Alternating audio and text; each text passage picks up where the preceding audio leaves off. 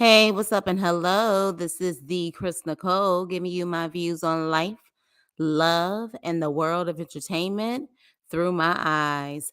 Good evening, good afternoon, good morning, depending on what time you are watching this live. Hello, crew. Hope all is well. Y'all made me bust out the liquor tonight. Y'all made me bust out the liquor tonight. Hey, is it Jahi? Aw. So fast you're covered this. Oh, thank you. You don't know how much that means to me. I'm a small YouTube channel, just giving my opinion on things. But y'all made me pull out the liquor tonight. You did. Because I tried to watch some of this on my own today. And I said, hell no, the crew is going to suffer with me, okay? Because when we suffer through shows or interviews, it's quite entertaining. All right. So, at first I was not going to. I had heard about the interview and I wasn't going to do a review on it because I'm like, we have already received notice that allegedly he is bipolar and has schizophrenia. So I'm like, why would we even do this? Because we know what's going to come out of his mouth is going to be completely exhausting. So I just said, what's the point? But you know what? It's all about the balance. If I can do all of her 50 TikToks and beyond, I can do his interview.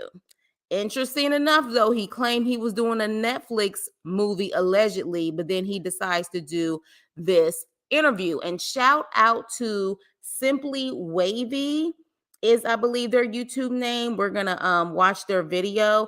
Shout out to that young brother because he is considered a small YouTube channel too. He only has I think 6,000 followers and he got a big interview. So kudos to you, brother, for this interview. So we're gonna watch it and we're gonna suffer together. So I hope you got your libations. I hope you got your food because we are gonna try to get through all of this tonight. Okay, so we have Jahi, we have Yuli, we have Vivian, we have Kimmy, and we have Tashonda in the building. Make sure you hit the like button. So yeah, with that, he definitely the guy who has that channel, he damn sure took one for the team. He damn sure did. But it's so funny because sometimes his facial expression was kind of like, you full of shit. That's at least the way that I took it, his facial expression. But we're gonna play it. I'm getting advanced on my streaming techniques. Let me see if this works.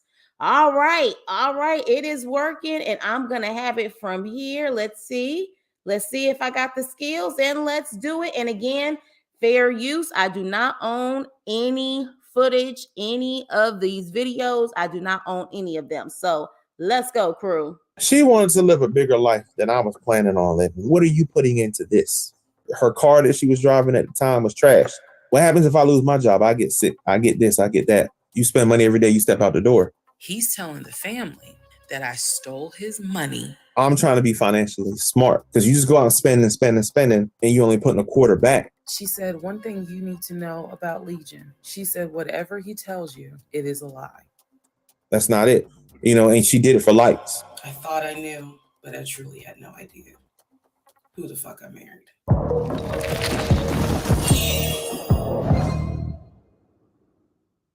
The thoughts, views, and opinions expressed in this video do not reflect upon the host. This is a direct reflection of Jerome McCoy, aka Legion's point of view. From the time of this video, any physical evidence to confirm or deny Reese Tisa's story has yet to be disclosed. Jerome was interviewed several times as new information was released. For real. Today's a very special day. I'm here with a guy who, over the last week, has grown extremely popular on social media, but not for a very favorable reason. I'm going to go in order from the time we met until the time I got our divorce decree in the mail. Hi, my name is Jerome McCoy. Y'all been saying Legion or what name that Teresa decided to give me, whatever. I'm only here, honestly, because I didn't see the stories until part 20. And a good friend hit me up and was like, hey, it's your ex-wife and she on here, she bashing you or whatnot. And I didn't. Now we see why he doesn't really smile in his videos. He's not an unattractive guy, but he does not smile for a reason. He got them SpongeBob teeth. It is what it is. So I'm sorry, but I just don't see how you have all of this money in an offshore account and you still got them SpongeBob teeth. I just don't get it. Hey, Nivea girl, what's up? What's up? What's up? Yeah, he got the SpongeBob teeth. Look, I'm a sucker for a nice smile, and I'm not saying your teeth have to be perfectly straight, but your teeth have to be there. There have to be teeth there. And all the gaps, there has to be teeth. But let me continue. I know nothing about it. I literally still haven't watched a lot of it. I just paid attention to like the footnotes. Somebody like watched the whole thing and gave me like a microcosm of what she was saying because they knew it wasn't true. And then I honestly wasn't going to respond. Nobody said anything to me. Only when I got family members getting harassed, my godmom at work and people coming up to her, and then my niece couldn't go to school because of it. Got another niece that had to move out of Atlanta. And she came back home, her mom, because of all this. So for me, when I heard about it, I was going to ignore it, still ignore it because it didn't bother me. But then I heard the unfortunate story about the gentleman with the same name, his house being vandalized, and then people harassing him, and then another gentleman with the same name. I think that I'm not mistaken. I think somebody had wrote they took a shot at him. So for that reason, I said, all right, let me come put a stop to some of this. Some of the people I went to school with, good friends of mine, been getting harassed, and I got friends of mine getting harassed. I got my brother, he had to make a statement for his job. And even I had to go to workplace and make a statement and find out what was going on and then get legally covered before I jump on camera, start talking loose like some people doing. But low key, guys, do you guys think that he's a victim? And what I mean by that is her story was told, but he pretty much got doxxed. You know what I mean? Like, do you guys feel that that's fair in this situation? Because he really got doxxed. Like, not only did he get doxxed, but it could be possible that other guys with the same name and maybe even some of his family members are now getting a lot of backlash. Like, that could be the case. So y'all let me know in the chat and y'all let me know in the comments, what do you guys think about that? Because it's one thing to tell your story. It's another thing that people find out everything about him, his family, his zip code, and everything else. And so now, he's kind of forced to come out. Nope, not a victim. He got exposed. He did get exposed, but again, his government name, his, apparently, allegedly, they claiming that people know where he lives now, all of that stuff. Isn't that a form of doxing? Y'all let me know. But again, this is strictly about not how people feel about him, but more so about how he was exposed as far as his legal name and who he is and who his family is. A lot of things had to come in place for me to jump on here. And then the funny part in between that, I see ex-girlfriends that I ain't talked to in forever, ex-wife that and it's crazy because I'm like, what? When he told me this, I was in the kitchen laughing. Allegedly, your ex-wife came out and did a 50-part series on TikTok about what transpired in y'all's relationship and all the horror stories and all these things that she felt like, she needed to come out and say. First things first, I just wanted to ask, explain the conditions and how you guys met, about the studio apartment, the money situation and the job. I met her.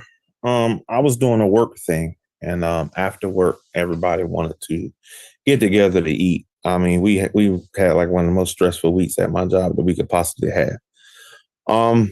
So we all was like Cheesecake Factory. You in Atlanta, you know anything about Atlanta, everybody go Cheesecake Factory. Me, it's my favorite restaurant.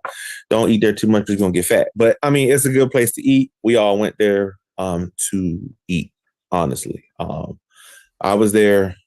She was there with two of her roommates. We met. She seemed honestly like a really nice girl, nice lady, honestly, very funny, really smart. We exchanged numbers and we decided to meet back there a week later. The next week, I actually could not meet her back there because, again, I had work. Then the week after that, she called me up. We was like Cheesecake Factory, cool. So I was on my way to meet her there. She called me on the phone, said that she had a problem with her tire. Asked her what was going on. She said, Yes, so this is the first thing that we have that is different from what she said and what he said. She said they met on a dating site. He is saying they met up at the Cheesecake Factory with friends or fellow coworkers who knew her. That's how the introduction began. So we already see that there is a difference in how they actually met. She's saying dating site. He's saying they first met at the Cheesecake Factory, ended up connecting and connected again. Okay. That's what he's saying. Yes, he said roommates also. So, like, we're already getting total opposite ends from the beginning. Okay. Let me continue. she said she had a piece of metal in it or something. She put some air in it and was on the way and was going to meet me. Then she called me like 20 minutes later, said she couldn't do it. She couldn't meet me because of the tire and she needed help. I heard a boom and I lost control of my car. Did not crash, but my tire blew out. I said, I got to get this fixed. I don't know what to do. Like, I'm a damsel in distress kind of thing. She didn't have roadside assistance or anything like that. So I was like, all right, cool. And I was just going to go and be done with it. But something in me said, hey, don't leave a woman on the side of the road. Like, my dad was real big on, you can help. So I was like, all right, cool. Tell me where you at. Send me your location. Boom, she sent me location. Long story short, I went, helped her get her tire fixed. Went to a tire place, guy I know and love. He fixed the tire.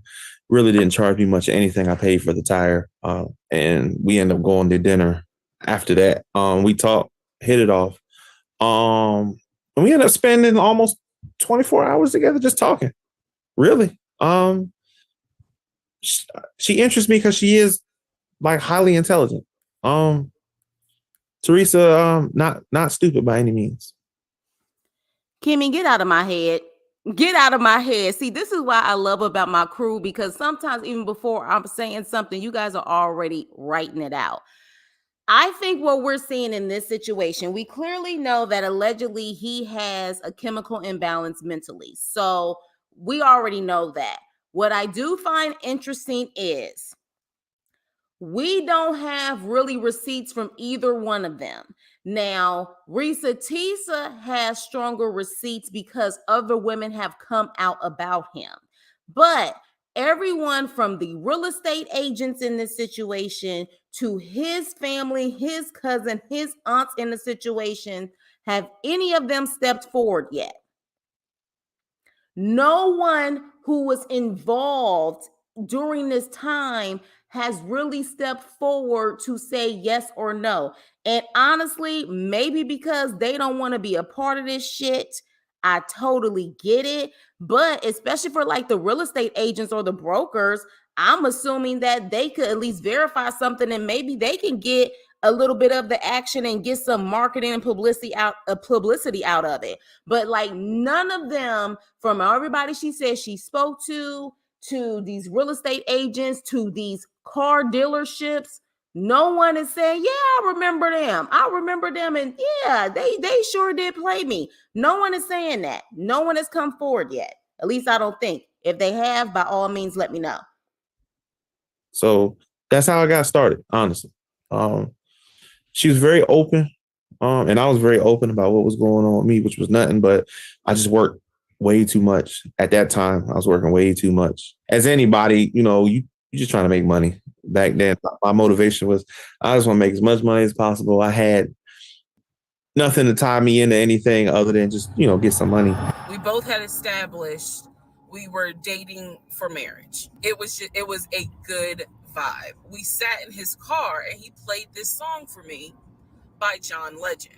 John Legend was talking about, I think I met my wife tonight. And I thought it was a sign. So I was like, oh my God. That was how I got started. After a couple of weeks, talking on the phone, dating.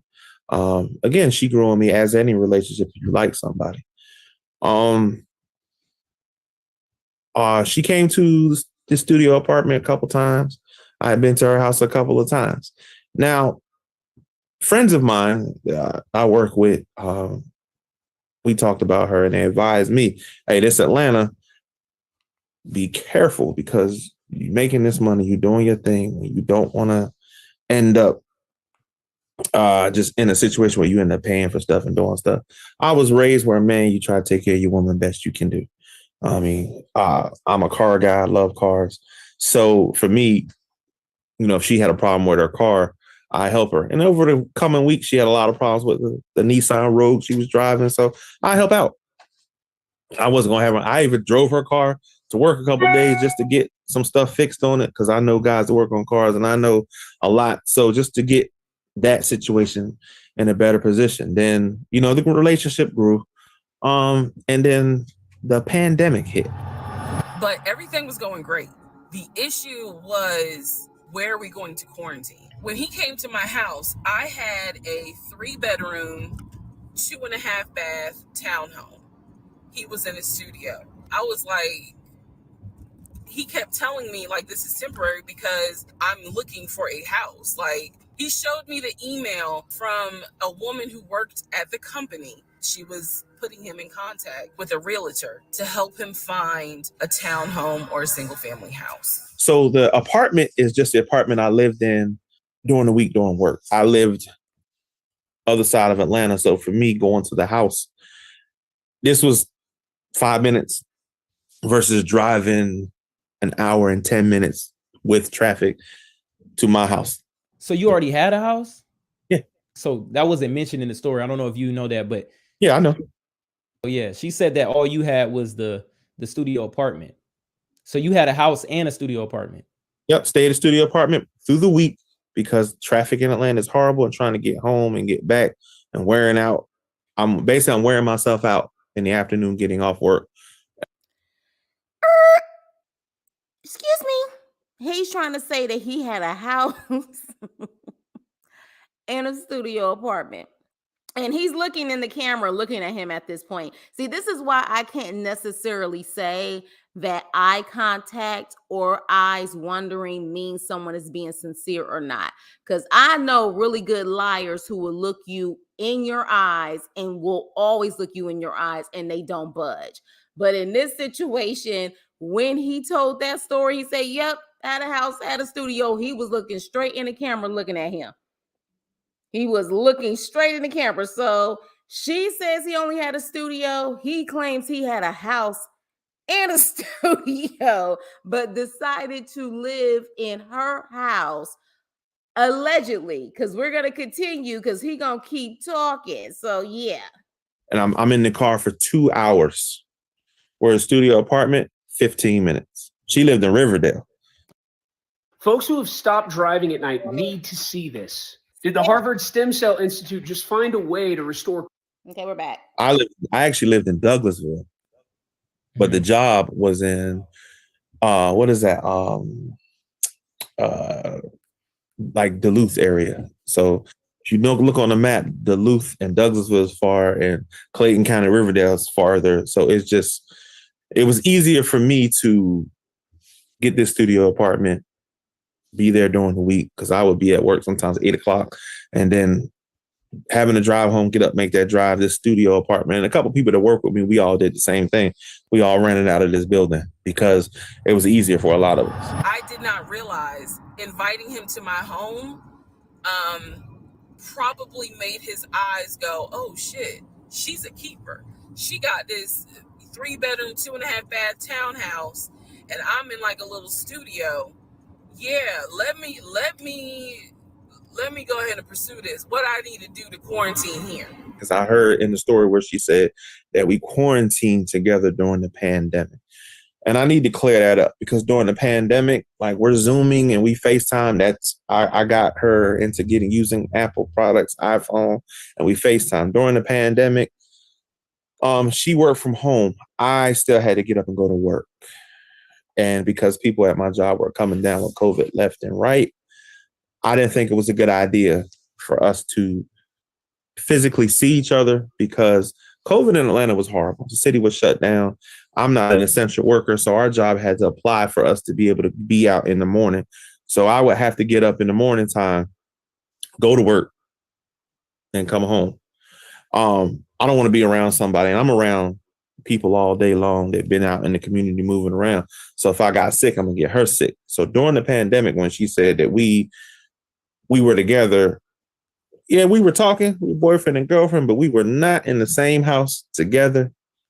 It was almost 5.5 months that I didn't physically see her. I saw her like I'm seeing you. I didn't spend any time in that house with her because I didn't want to get her sick if I got sick. So y'all weren't quarantined together then? No. I didn't want to quarantine by myself. So he moved in. We talked about the bills. Let me clear something up that I said in the other video where I said he paid all the bills. He paid all the household bills. He did not pay my car payment, my cell phone, or my car insurance. He paid the rent because my rent at the time was less than $1,000. When he's telling me that he's a regional manager, I was like, wow, okay, so you got money. So when you first met her, do you feel like Lie number 4080. Risa and Legion are shady. Allegedly. Yes. So that is lie number what? 2, 3, 4, 5. He's saying he did not move in with her immediately. He's saying that he wouldn't talk to her, but he did not want to live with her because people at his job were coming down with the vid left and right. So he was still in his home and she was in her home. When I tell you total opposite stories. it started off about money? No, absolutely not. I was gonna say, because like when you were talking about the job and everything like that, it was just casual conversation. It wasn't like, hey, look, I got all these big things coming up, and this is what my situation is now, but this is what it's gonna be. You don't think that like none of that played into y'all's relationship at first? No, I mean, I told her in the beginning my job was demanding at times, and it was. And then I did charity work on top of it, and it was something that I wanted to do. Charity work. My grandfather used to do it, and he got me into it. A guy that two gentlemen that are not my brothers, but I call them my brothers. A long time ago, both of them like just looked out for me, and because when my father died, they just stepped in like father figures, but they're like big brothers to me, and they did some of the same charity work. So I just wanted to lend a hand and help them help people, and it's just something good to do. Ain't nothing better than helping people who need it. I am not, this is where it's not going to make me look good, but it's the truth. It was intoxicating to not have to worry financially about how to pay the bills. It was a wonderful feeling. And so I kind of pushed to the side the fact that, yeah, you shacking up, because it's like, but your page, you don't have to worry right now. Like he's taking care of all of April's bills before April even comes, because this was still March. And then we have a conversation about house. Was there a turning point in this situation? Like, was there a certain point where you were like, okay, I'm noticing she's starting to be on edge about stuff? I told her in the beginning pretty much everything about me, and I told her there's certain things I wasn't going to discuss with her because I felt like as a girlfriend, not your business. How much money I make, not your business. My exact finances, not your business. She knew for a fact I had money because, again, I bought dinner. I did everything. The first time we went out, yeah, she paid for hers. I paid for mine. After that, she didn't buy another meal. For the whole time y'all were dating? Yeah, no, never again.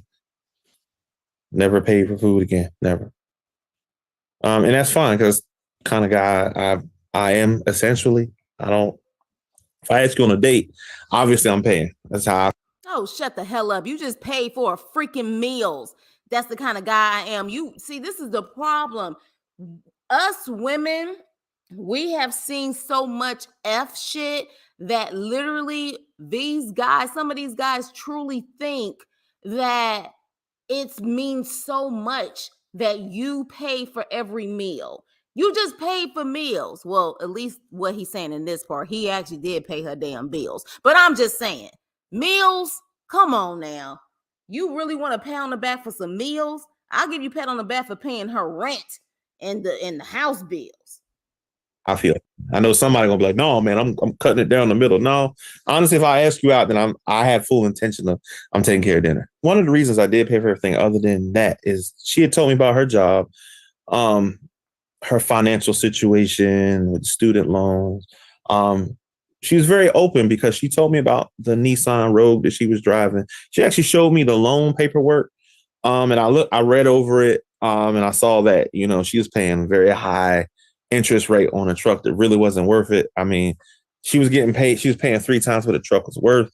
Not to mention paying student loans, getting up, going to work every day. And actually, like, some of the supplies for her job, she was buying herself. This is when he showed me a letter from Chase with the Chase logo at the top, stating that he had been approved for a mortgage for a $750,000 mortgage or a $750,000 house. So he was like, we can't go over 750. And I said, I remember asking him, can you afford the mortgage on a $750,000 house? Because I know I can't. This is when he explains to me, I told you how I played arena football. I invested my money really well. What was going on with the housing situation, with the cash offer? Like, what was the proof of funds?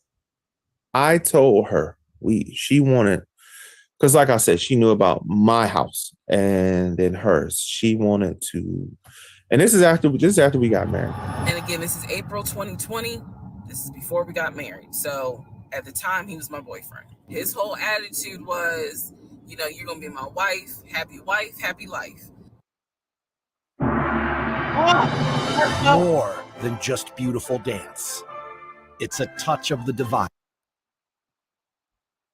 And the home was listed, I believe, roughly 400 and something thousand. He's telling me he put an offer in. I need to clarify some things he told me and the things that I actually saw. She wanted to get a house that we both could live in together. I told her, we looked at her credit, we looked at mine. When we looked at her credit, it wasn't good. So I talked to a financial advisor I know and my brother. Pause on that. Because he just said her credit wasn't good. Now that may be something he's actually telling the truth on. Why? Because in her own story, she mentioned a sheriff possibly coming to her house to serve her for a credit card she didn't pay for. So on that, I may have to believe him that her credit was not good. Okay? But again, don't know for sure. But hey. Miguel, he's not my blood brother, but he, like I told you, he gave me some good advice. He said, listen, bro, you want to go into a house with this woman. I'm advising you not to do it, but if you're going to do it, she don't have the capital. So what you're going to have to do is it's going to be you. So if you put her on the loan, you're going to pay more. So you might as well just put yourself on there and take care of everything. And you can put her name on the house as just someone living there. So when we talked about it, she agreed to it, but we were still into this marriage. And I told her, I'm not comfortable with buying a house with you just yet. I'll sublease my house out and, we can live, somewhere, or you can do something different. We can figure something out. What she didn't do, and this was the first red flag for me, is she signed a 2-year lease at that house in Riverdale, and she didn't tell me anything about it. The only way I found out about it, because I asked her, because it was coming close to the time to renew the lease, and she said, I already signed a 2-year lease. Why would you do that? In October, Why is that a red flag? Y'all help me understand that. Why is that a red flag? Because if he's saying that he didn't feel comfortable with buying a house with her yet, because he did just say that, why is it unrealistic for her to do a 2-year lease just to be okay and making sure that she keeps that place? Because she was saying that she was paying less than, I think, $1,000 a month on her rent. So why is that a red flag that she signs a 2-year lease?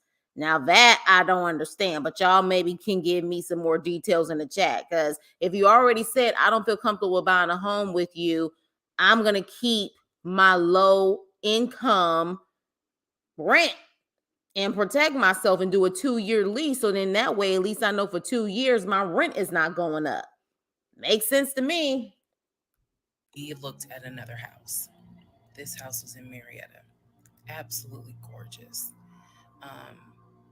It was gorgeous. I want to say that the house was about $700,000. I really liked the house. I could see myself living there. I could see myself cooking there. And so subsequently, my ex-husband put in an all-cash offer on that house. I watched him put an all-cash offer in on the house. So at that point, for me, like I told her, my house, Douglasville, I'm not getting rid of that, because for me, I just didn't want to, honestly. No side story. I just didn't want to. And I went to her like, well, we can live out here. She got an aunt that was living in like Dallas, Georgia. And I'm like, we'll be closer to her if you want to go out there and see your little cousin or your grandfather or something like that.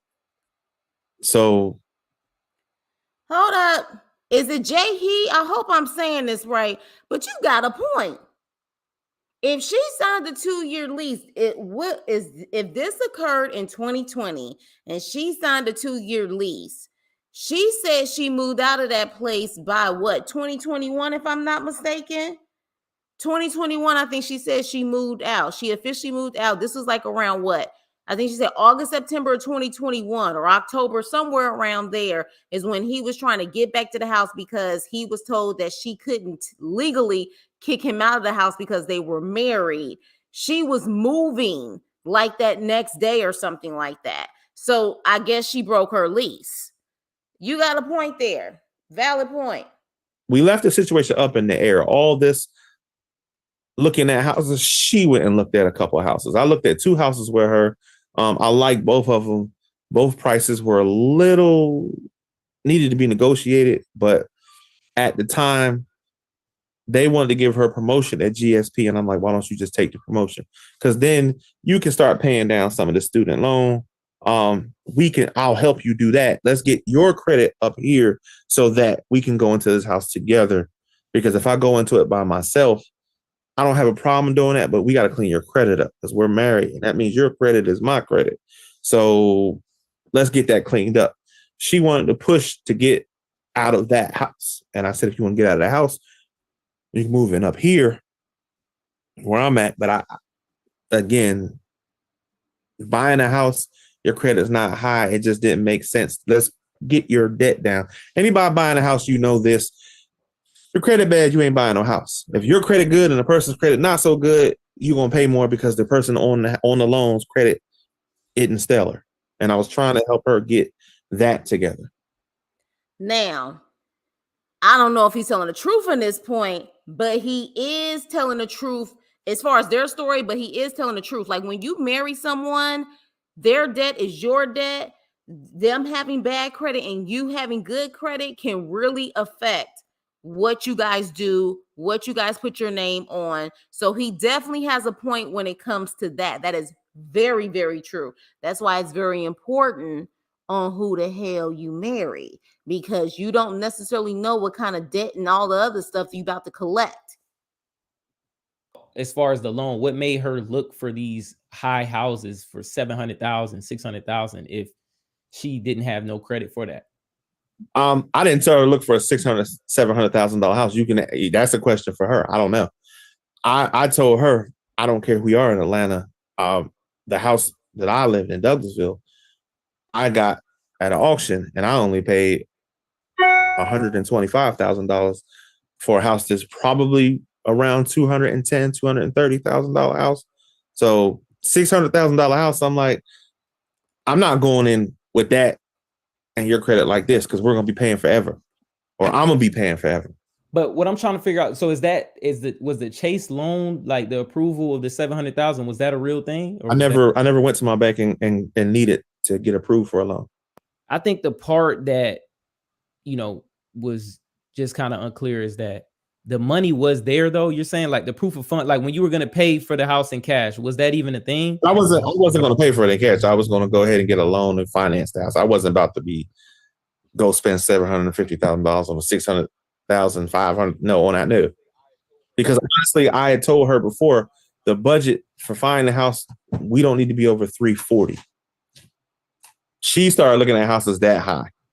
Was the proof of funds ever a issue? No, because I never gave it to the realtor because all we did was look at houses and I didn't commit to anything because, again, I told them solely we're just looking right now. And the two realtors that we dealt with, they understood that and they were fine.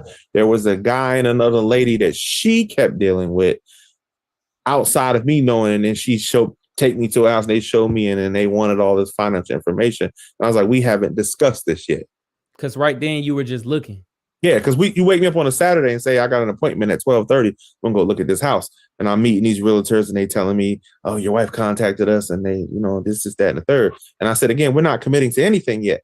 And they understood that because I said, right now, her credit is here. Mine is here. Like I said earlier, I got to get her here. So when we go into this house, because if I go into the house and I'm buying it myself, can you really say it's your house? You got to help me here. When something didn't sit right. If your credit was that good and you had the means to already buy a house, why wouldn't you just buy a house? Why wouldn't you already have a house? Oh, but you claim you did have a house in Douglasville and you had a studio apartment. So clearly the house in Douglasville, were you just renting? Why would you have two rents? Because he didn't say he bought the house in Douglasville. Yeah. I would verbally record it in the audio diary because I was like, I don't know what it is, but there's something. You said she had access to the account. She said the only thing that she saw was screenshots of like the account.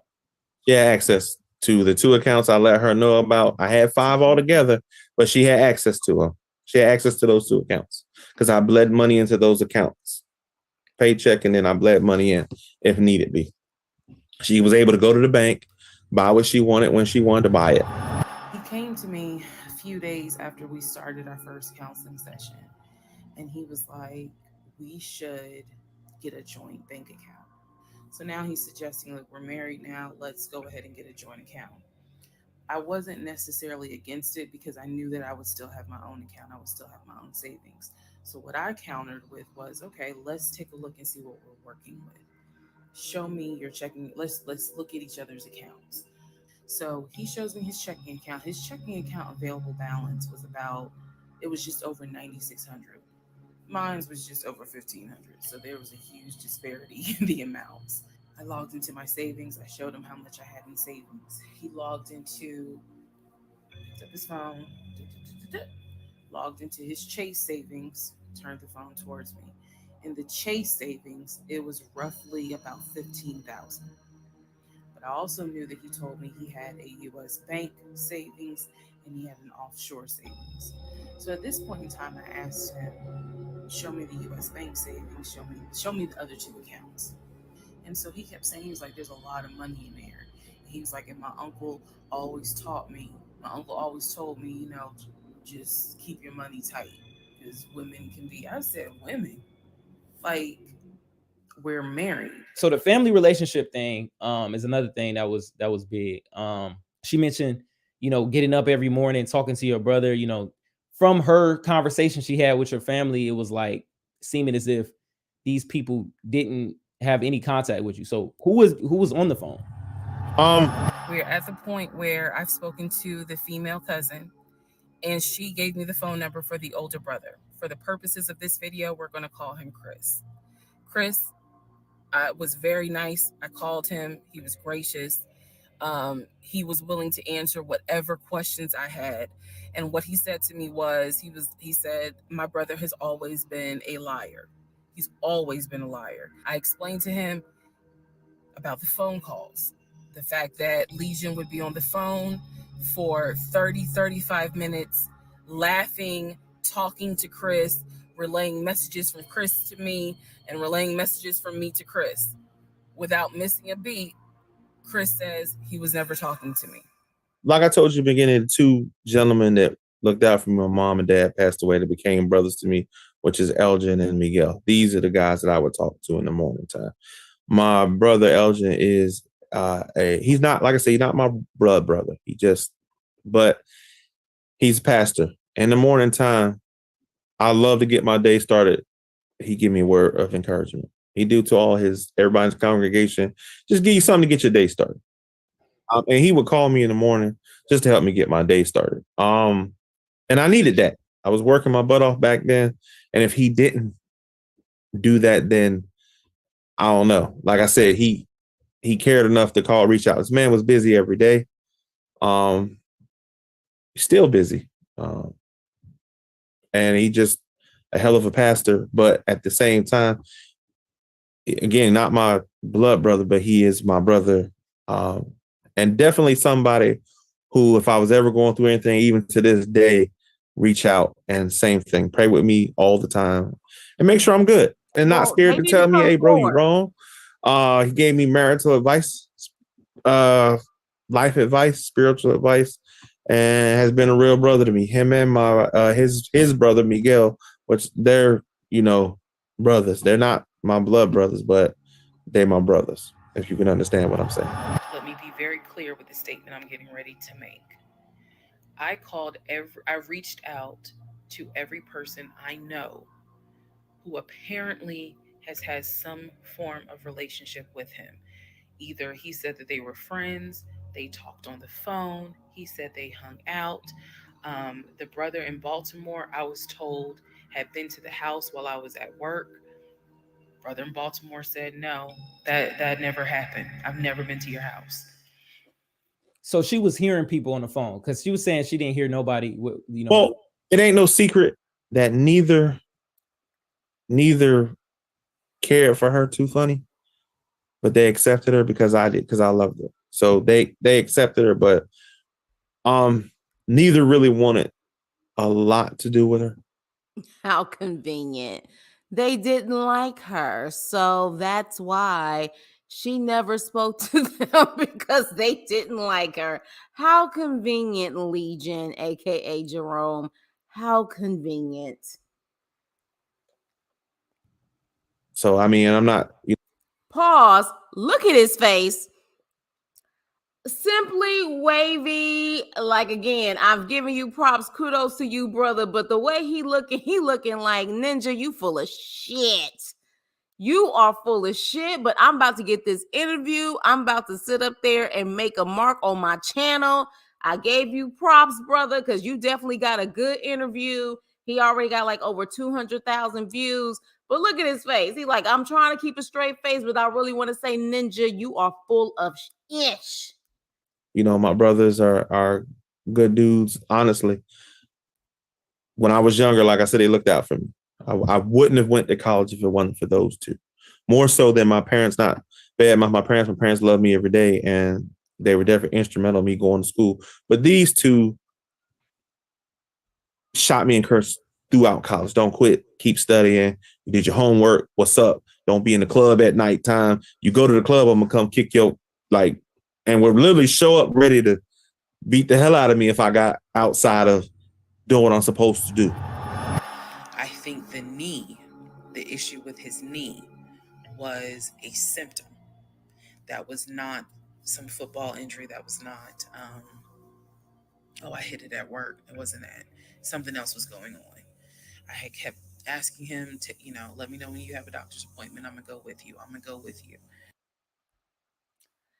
I would like to hear from the family, if I can be honest, Nibia. Why does she need to relay messages? At this point, if he's really been that problematic his whole entire life, which my thing is, I don't doubt that. I have never said that I don't think that he was not lying to her. But now that we definitely know his medical condition based on what she said Chris told her, if you know someone with one of those disorders, bipolar, schizophrenia, know someone with both, this is an example of what happens. They're exhausting as hell. A lot of them, they're very delusional. They lie all the time. So as far as her saying that he was exhausting with all of his lies, I've never doubted that part of it. But I feel like she shouldn't be the third party to his family. Let the family speak at this point. I would love to hear what they have to say. And he just kept saying he's calling the doctor, and the doctor told him to just keep icing the knee. But I knew better. What was wrong with your knee? Nothing. Never happened. So you never had a knee injury? Was never? Nope. Wow. Did you have any incident at work at all that would cause that lie? I'm trying to figure out where that would even stem from. It stemmed from his brain. It stemmed from his brain. He's saying that he didn't have any injury, y'all. He didn't have one. So that whole story was a complete lie from Risa Tisa. That's what he's saying. Thank you, Princess Jellyfish. I appreciate you so much. And definitely hit the like button on the way in, you guys. So now he is saying this. I can't even count. Is anybody counting the complete opposite stories at this point? He's saying a knee injury never happened. There was never that problem. That never happened. That's what he is saying. No, nothing. The only thing even close to that is we got a little snow in Atlanta, and I slipped and bruised my elbow. Not no knee, nothing, limping, nothing. I walk just fine. My girlfriend will tell you that. I don't never had an injury with knees at all until I was in a car accident. And that was after her and I were divorced. She had mentioned about the knee because she was saying maybe it had stemmed from football. And then she had mentioned that, hey, the football career, was never a thing. Like she could never find any, trace of that type of stuff. Is that, were you in the Arena League, or what did you tell her? Because, it was stories about NFL, Arena League. What league were you in? Went to college, played. And then I went to college a little late because my parents didn't have the money. So I got a partial, went out San Diego, arena football for a couple of years. And then I just got a real job. That's it, basically. As simple as that. It wasn't nothing stellar. Did she look for it? Maybe, maybe not. I don't know. But like I said, it wasn't nothing to write home about. I did more getting not saying, and I don't want to talk about like football players, like not a real job, because it is a real job. But I think I did more after that part of my life than I ever did, So you said you went to school in San Diego. You lived in California. That was true? Yeah, I was there for school. Okay, because she said she did some background research, and that never popped up that you lived. That school they don't give you any student information. The reason they don't, I think it's 2003. Somebody went looking for somebody to college, and they weren't there, but they gave information for the person, and the person ended up getting killed.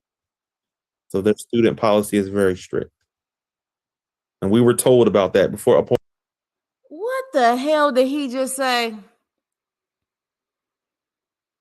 What the hell did he just say? Now, let's be clear.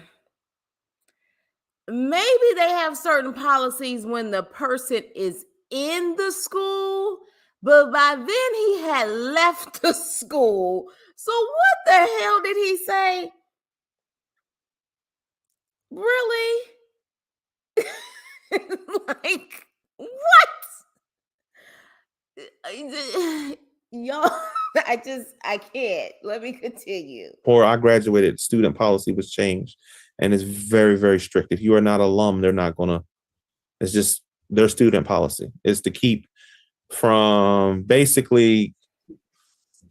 safe, keep people from not having shootings on campus. San Diego State is a place where they push your education. They may not be big on sports all the time, but they want you to grow, progress. And everybody I know, I went to school with out there, Jennifer, Henry, my friends, like we all have done well because of what they Jennifer and Henry, how convenient of some of the basic names out there. taught us there. But San Diego State, yeah, but everybody I went to college with, yeah, they the funny part about this story, I heard more from them, like, because a lot of them at the time, like, hey, I told you not to marry that girl. Hi, everyone. Mark Damn. Okay, y'all. Barden Let here me at go Sandy through Hook this. Promise. On December 14th, 2012. But yeah, Okay, so let me give y'all some background story. I'm from California. Kimmy, you from California. Let me tell y'all about the Cal State schools. Most of the Cal State schools are in very nice areas, San Diego State included. Okay. At most, you may think even Cal State LA is in a decent area. The one school that is a known school that at one point you may have considered it in the hood at one point was USC. Back in the day, you could go 2 blocks down and you was kind of in a sketchy area. Most people back in the day, they stayed on campus. But San Diego State, the way he is talking, he truly is making it seem like, now I can see if he said he went to a HBCU, because at one point all HBCUs were in the hood. But San Diego State, this fool is really thinking that people like myself and Kimmy and people who are from California or really know California and don't understand the Cal State system. Most of the Cal State schools are in very good areas, just like the UC schools are in very good areas. What I mean by is UCLA, UC Berkeley. These are state schools funded by the state. They are in good areas. she knew about it. She saw highlights, student pictures, me on all kind of stuff. But again, anything like Teresa's thing is anything to defame me, anything to make me look horrible. Yeah, I mean, I think she took everybody for a ride because she got paid from TikTok. She got Cash App from people who sent her money. People sent her on trips, all this other stuff. And now this other woman has come forward and talk about how she took this story, and people have reached out and spoke to me. And now they find out she lied. Now, again, she'll probably make a video after this video and say, oh, he lied again. That's fine too. The only reason. Well, I mean, look, okay, let's just be real. I know she got all of these idol worshipers, stand behavior people already defending her left and right, but let's not act like she ain't getting paid and getting trips and getting cash apps, allegedly. But I'm just saying he got a point there on that part. Reason, like I said in the beginning of this video, I came here. I want people to leave my family alone. People I love alone. So the only reason that is like a big part of the story is because she said that you mentioned you were able to save up a lot of money from the arena football and I did. able to start your life. Okay. Yeah, I did. I rode the bench proudly for that paycheck and was able to finish paying for a little bit I owed for school. I was able to buy a very nice car, very nice house, and start my life off great. I mean, when you don't try to spend your money, like, you be amazed. Like, man, I used to shop for groceries in a dollar store out in California, like the Dollar Tree. Like, I used to go there. I would go to like Save a Lot. I would do whatever I need to do to save that money, because any day in arena football might be your last day. And it's not the same. The contract's not set up the same. None of that. So again, I did the smart thing and saving money. And these two gentlemen I told you about before, save your money, save your money, save your money. And they were very instrumental in. Exactly. You claim it wasn't affordable. Mind you, I don't know. Okay, he's older. Mind you, it only took so many months. If I'm not mistaken, maybe 6 months to a year to become a California resident. So you had to pay local, tuition, not out of state tuition. But at the same time, you say it's not affordable, but you claim, based on Risa Tisa, that they made you a private citizen, which I've never heard before in my life. But if they made you a private citizen, you're making it seem like they paid money to make you a private citizen, but you couldn't even afford to go to San Diego State. Get the hell up out of here. Telling me that my father was still alive. So my father would be like, yeah, save your money, because tomorrow ain't promised to you. So make sure that you got something to fall back on, because when it's over, it's over, and for me, I probably still could have played, but I kind of outgrew it. I got tired of the hustle and bustle of it all. And I became more of a fan than the athlete. And at that point, it was time to do something else. And I did. You said she's seen highlights and stuff like that from San Diego. Is that something you can share as far as like highlight or a picture of something that you play? Because she's basically saying, hey, that never even happened. So by this point, we're moving into May of 2021. Things are starting to reopen. One of the things that reopened was San Diego State. There was instructions on how to request a transcript. I was able to try to request it online. You needed the student's name, and I believe you also need their social. And when I typed it in, it said no results found. I asked Legion, what's the deal about San Diego State? He was like, what are you talking about? And I said, why is there no records of you there? Just came right out and said it. Without missing a beat, this man said, well, I was a private citizen.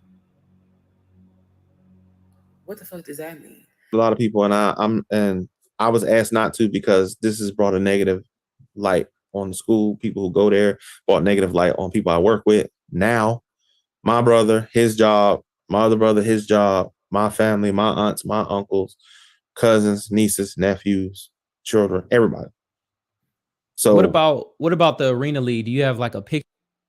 Did he say children, everybody? Did he say nieces, nephews, uncles, children, everybody? I was trying to figure out if he said children, everybody, because if he did, is he trying to imply that he has kids, or he was just saying the children in general? Picture or something from there that I told you before, when I talked to the owner of the team, he asked me, hey, because you got fans returning tickets because of this stuff with Teresa. I'm not going to stop another football player from eating. This is the quickest way to clear out stuck poop. Fiber helps you poop, right? Nope. What about drinking lots of water? I was asked not to, and then legally I had to sign paperwork that I wouldn't. What, like disclose like the teams you were on? I was asked not to, because you had people. It wouldn't have gotten that far, but you had people, and as it was told to me, you got people who jumped on and said, "Oh, it's going to be a Tubi movie. Oh, it's going to be." What the hell does that have to do? If you played arena football, even if the owner told you don't disclose that information, which is a damn lie, even if the owner told you that, Google will still show you affiliated with some team, you damn idiot. Y'all, I wish. Like, to me, let's be honest here. Let's be serious. Like, I'm laughing, but if this is not an example of that, there is something going on. This is not a guy who is just being a con artist, because con artists will be able to think of smarter things than this. Something ain't right. Something is not right with him. Like, how does he feel like your average person is not going to believe this stuff? He just really lies to lie. This something like he truly needs to get help. Like, I'm laughing, but people who are truly good scammers and con artists, they coming up with better things than this, and they got better skills. Like, the fact that he said, oh, because of this Reesa Teesa situation, the owner said no because of the football players. Baby, that don't even make no damn sense. It makes no sense. Netflix, it's going to be this, it's going to be that. And that's not true. But the point is, you got people, you got owners of a team. I'm not going to be portrayed in a bad light. And they don't want to be. You see what I'm saying? 'Cause that means they got to answer questions. And again, it took me so long to do a response video, because I had people come to me and say, not just you, some other people say to me, hey, let me get your side of the story, but they weren't credible. A digital creator. A digital creator. No, we're not. You're not telling the truth. I had to look you up before we did this to see. I had a cousin offer me to do something, but I'm like, nah, you might be in it for money too. And that's not the case. I'm not here for money. If I make money off this video, okay, but I'm here because, again, I want my family left alone. Money is not my issue. So from that transition, do you was it a certain amount that you saved that you would disclose or no? No, I'm not going to disclose how much I saved. I saved enough to get the springboard into life because after I stopped, I was 6 months without a job and I was good every day. And I was able to buy, finish paying off the house out there and do a lot of stuff, go on vacation. I got a job. Did he say he finished paying off a house in San Diego? Kimmy, my Cali people, we need backup. Did he say he was able to finish paying off a house in San Diego? You a damn lie. Because I don't care, even in the hood of the hood in California, your average house in the hood of California is easily costing you about 500, 600,000. And we talking about maybe a very small 900 square foot, 2-bedroom, 1-bath type of home. Get the hell up out of here. And I enjoyed that job to the point where it became a career and I loved it every day. For him to say that he appreciates law enforcement so much, it was obviously a lie, because the criminal history showed that he had been arrested for criminal trespassing. He had been arrested for suspended license, suspended registration. But the big thing was impersonating an officer. If you don't know anything about impersonating an officer, it is a felony. Period, point blank. As sure as Peachtree runs from Bankhead to Buckhead, it is a felony. So, seeing what court it was in, I did another open records request for the incident report. I wanted to know exactly what the circumstances were, especially given the fact that I worked in law enforcement at the time. What were the circumstances as to how he was arrested for impersonating an officer? So I did an open records request. I got the incident report, and I'm tired of saying my jaw hit the floor. But on this one, my jaw hit the fucking floor. You said that your current girlfriend had did the background check. So the weekend jail in the story, was that a thing? That was a friend of mine that used my license, and he had to do weekend jail, not me. And I took him because he did not have a car. So I would drop him off because the jail he had to go to, you couldn't leave your car. So I would get off work, drop him off, pick him up Sunday, 6 o'clock. So that's what the receipts or whatever those things were in the bag. That's from him. Yeah, and that one, he used to come to my house and dry clothes and wash clothes, and he left his bag, and that was all that was in it, was a folder with that stuff, because he had to prove that to his job that I can't work weekends and I'm in weekend jail. That's it. As far as the the impersonating the officer story, that's something she got. That's something that happened with D, and she just used that. That's not me. Never so did that's that. not you either. Nope. Okay, because that Tashawn guy had said the same thing. He done been in trouble a few times. And I was like, what do you mean? Because I had not yet gone online into the court system to see what type of trouble he's been in. And so he explained to me, he was like, just run his criminal history and you'll see it for yourself.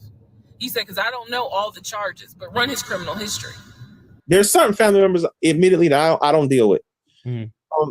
There's a lot of people, and they're going to hear this and probably have a problem, but I don't have to lie. Again, there's a lot of people on my mom's side of the family that I absolutely just don't deal with. Mm-hmm. There's some people on my mom's side of the family I do deal with. They don't I got a deal cousin with you that called me either. up, and he was like, I'll do a video with you and help you out. And he really trying to help. Like, but he my little cousin, he cool. He always been the same dude. I can tell you from a little kid to a grown man, he always been the same dude. I joke and call him Cool Breeze because, I mean, I'm telling you, he can come into a room and be, you good? Yeah, you good. And he just, that kind of family member. If I ever wanted to call him and say anything to him, talk to him, ask him, he always just been that dude. He a married man, love his kids. He a good dude. Like I said, I got nothing against him because he wanted to. Can he stop smiling, please? Just stop smiling. Just, we don't need to see the teeth. We really don't. People in my family that he might be younger than me, but I can tell you right now, dude is wise as the old owl. He know who I'm talking about because we just talked today on the phone, and he offered, let me do the video with you. You get this money. You know what I'm saying? I'm like, I ain't in it for the money though. And the way they spinning it, like I'm this horrible person, Legion, ooh, Lord, you narcissistic. How many times I'm wrong a day? Like most of the day, I'm wrong all day long. I let her, like, even though I'm the man in the relationship, I allow her to leave because Did you just hear that laugh? That's the girlfriend, which is why I said at the end of the day, this is just boosting his ego and what's going on with his brain even more. This is just making him more popular because there's always going to be a Risa Tisa willing to hold this man down just for the sake of having a damn man. I don't know. I think I'm good at being wrong, but I don't mind because you got somebody to stand beside you that will, and I trust her enough that if I don't know, she know. I'm a man who I can admit that I'll fall short somewhere and she'll pick up. She's smarter than me anyway. And I'm good with that. I'm okay with that. As long as one of us know, that's cool. I'm gonna start calling her Google because stuff I don't know, I just be like, hey. Or Siri. So he pulls up. It's only been a week since I last saw him. It has been months since my aunt saw him. Okay. She had no idea of the condition that he was in. Again, I'm telling y'all, when I met him, when he met my family, he was like a size 3X. In just a short span of time for a week, he easily could have been in an extra large, maybe even a large, but was wearing 3X clothes. So you mentioned the knee, there wasn't an issue. So was the losing weight story, was that a real thing? That's going to the gym because you realize you're overweight and you want to be thinner. That was me looking in the mirror, not happy what I'm looking at. And then I went to the gym. Like I was at one point like 310. I was like, no. You may have a point, Nivea. You may be onto something, but I found out, and for those who watched her live, by all means, let me know.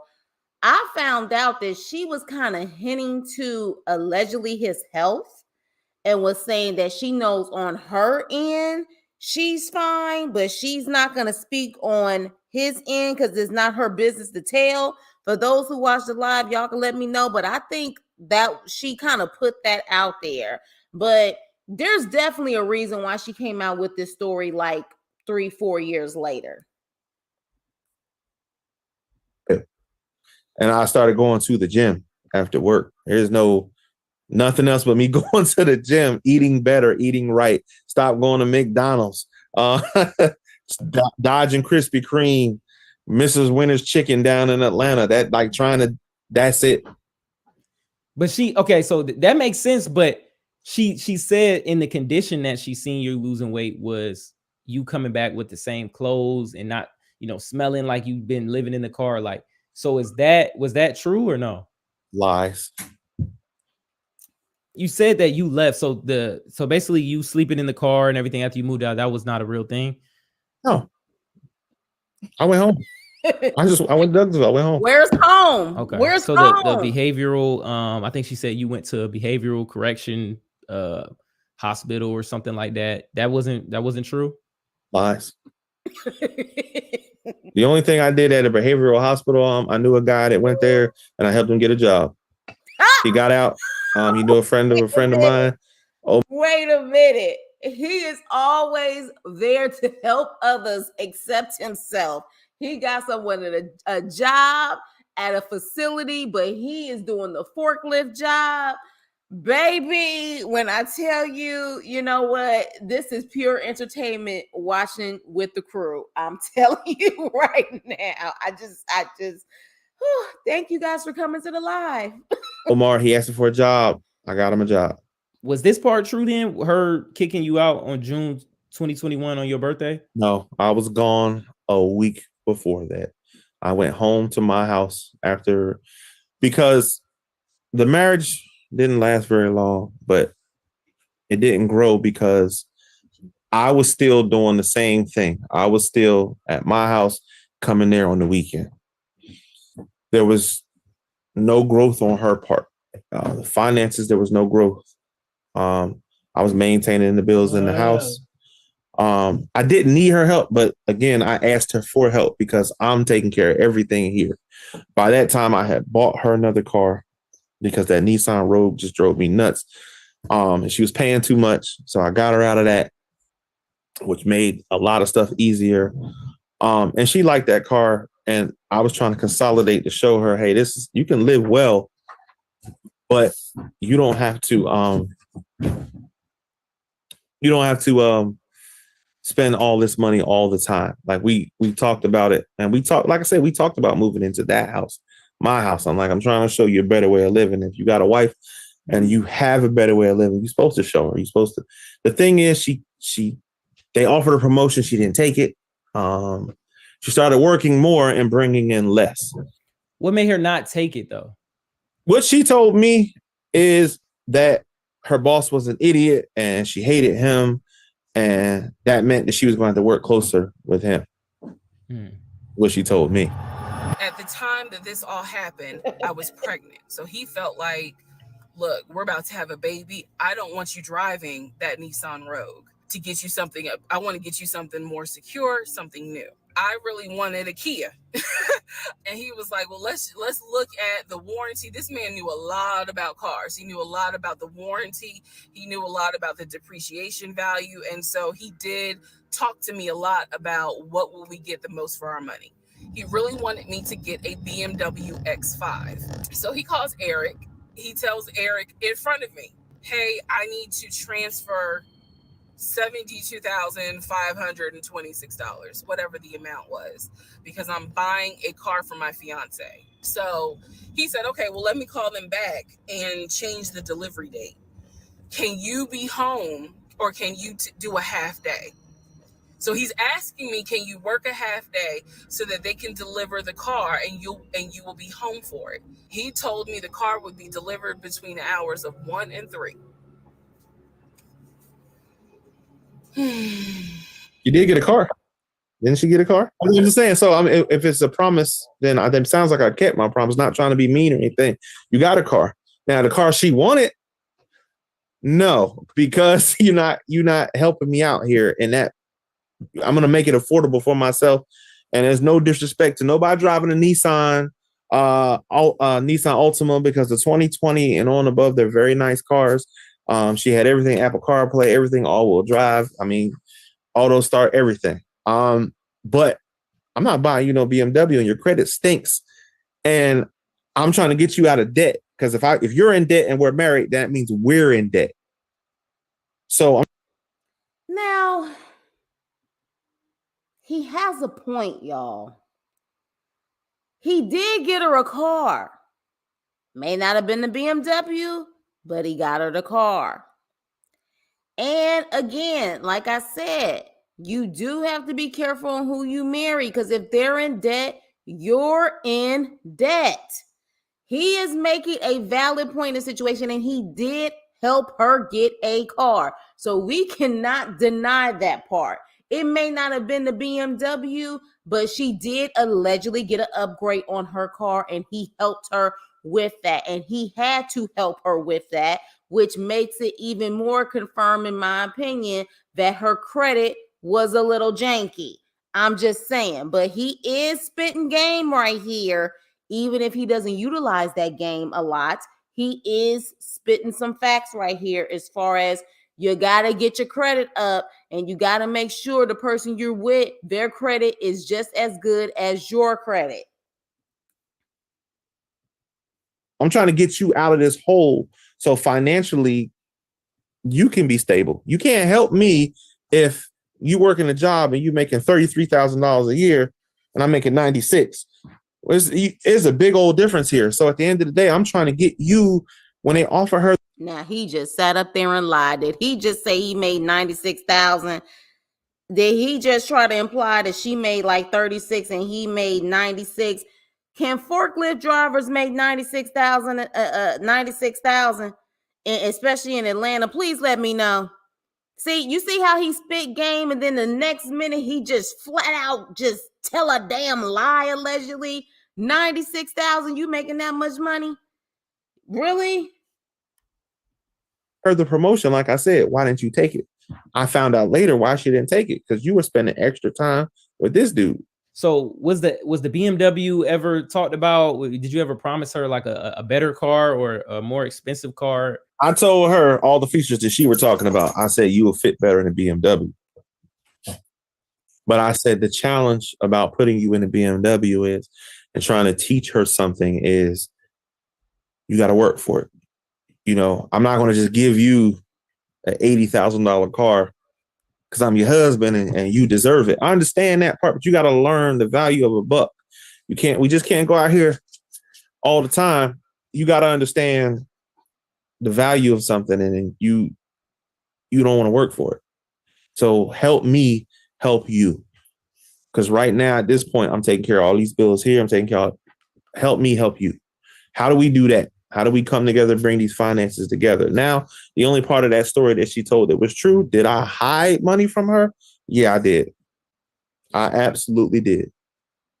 Over 50% of what I was worth, I hid from her. I did. 5%. Who left you all alone down here? And commercials.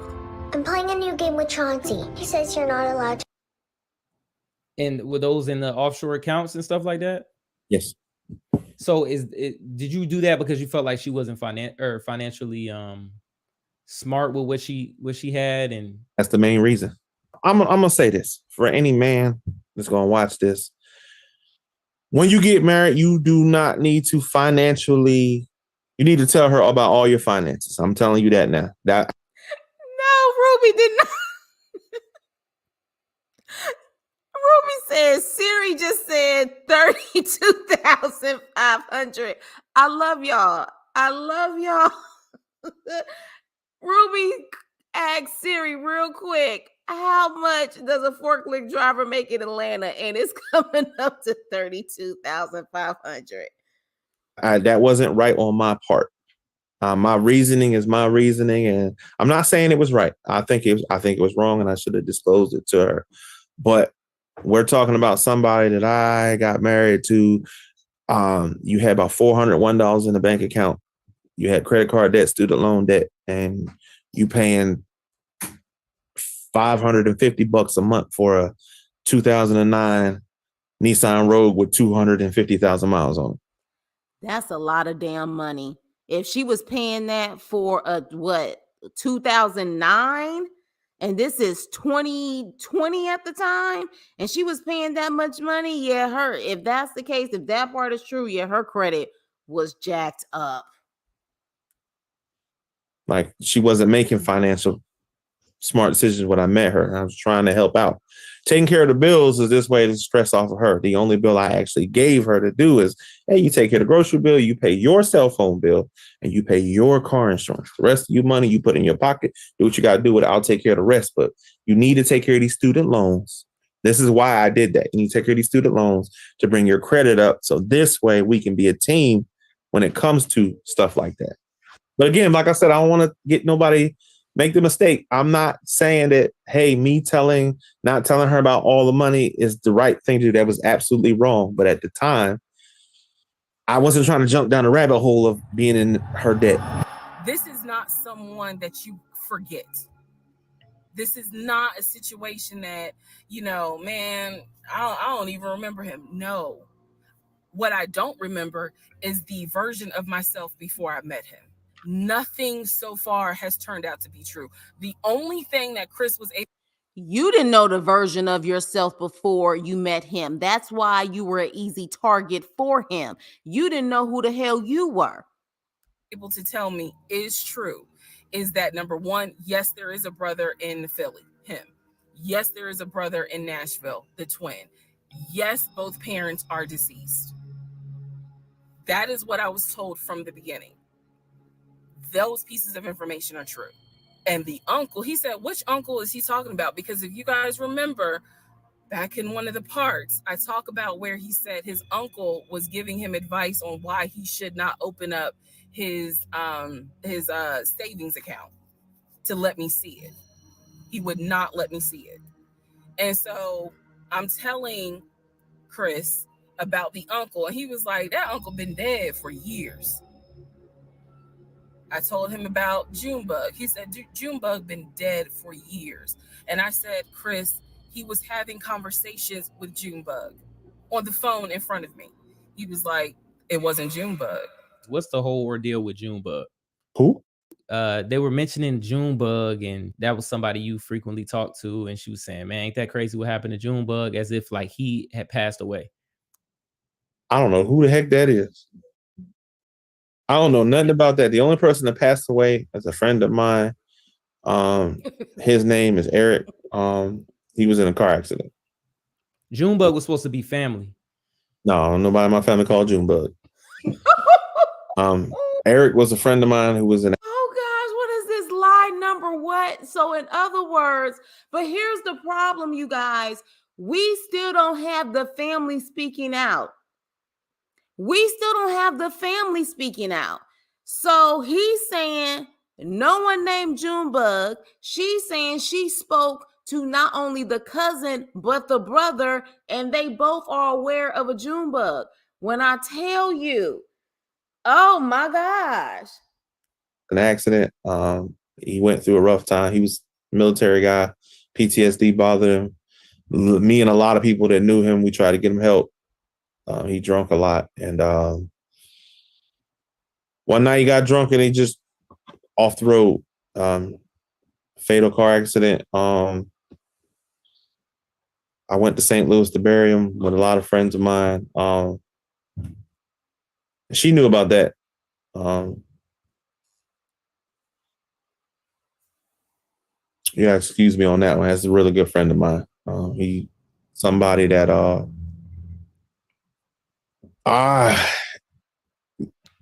gotta say, if I had to say best friend, he was one of them.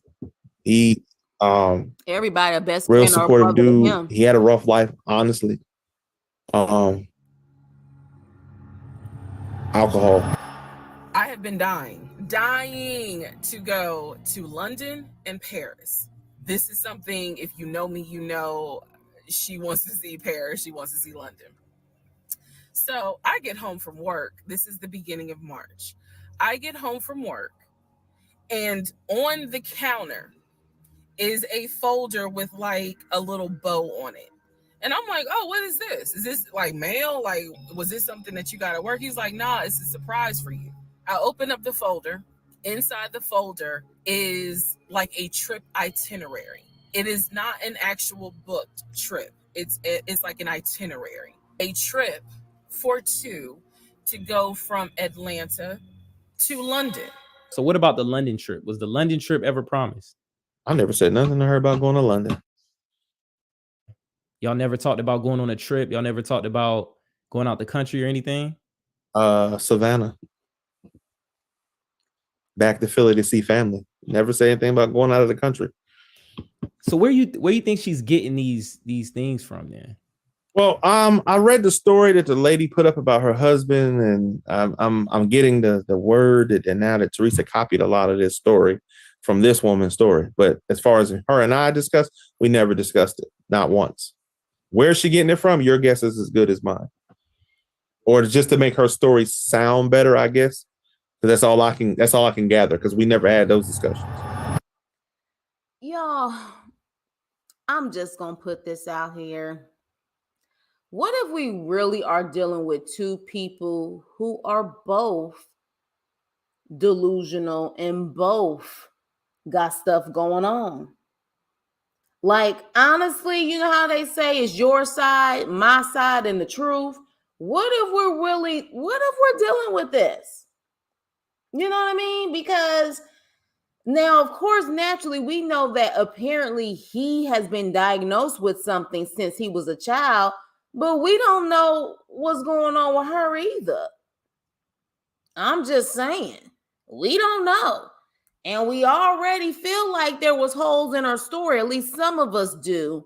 So, yeah, we know he's lying, but at the same time, you know, we really don't know. It's her side and it's his side. We just know that he's been diagnosed with something, allegedly, because we still haven't seen any paperwork and we still haven't had a family member come forward yet. So when we got married, the first 2 weeks, like I said, was fine. And then it's as if something snapped. Totally acceptable before. Suddenly, little comments were made. Why are you wearing that to work? You get off at 3:30, so you'll be home by 5, right? Things that had never happened before. He had never questioned what time I'm gonna be home. When I'm off work, I leave. So, he would call me every day from work, and I'm going to demonstrate how those phone calls went. But he would call me every day from work. And if he even so much as heard a male voice in the background, he would have little comments to me. Who was that? Are they in your office? You know, man, I never know who's around you. It seems like every time I call you, um, there's some man around. Someone's wife approached me. One of her coworkers' wives approached me. I had just went to her job to take her to lunch. We went to lunch, went back, dropped her off, went on about my day. I was in the parking lot of her job. A woman approached me, she said she needed to talk to me. And at first I was like, who are you? What you want? She kind of told me a little bit and she said, you really want to talk to me?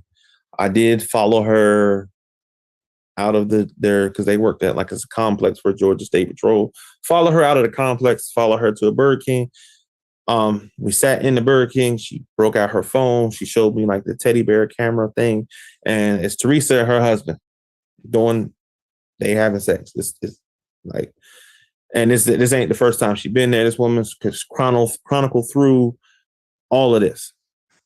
Now, when I found out about it, I didn't say nothing to her. I went on every day for about 2 weeks. I wrestled with how to say something to her. So the woman kept reaching out to me. Have you said something? Have you said something?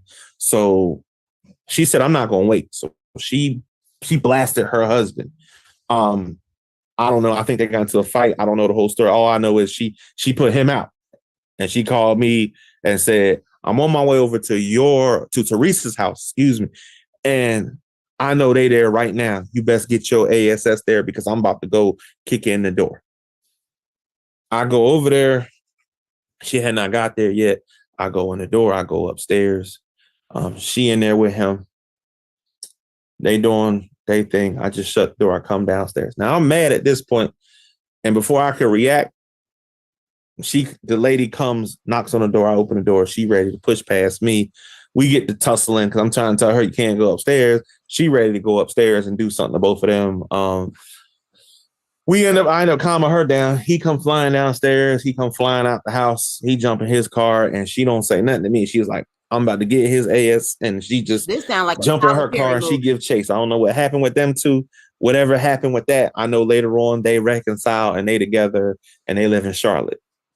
I know that was the end of that relationship with Teresa and him. Teresa come downstairs. She said, you don't know what you seen. And I'm like, well, you came down in the bathrobe when you told me you're supposed to be at work.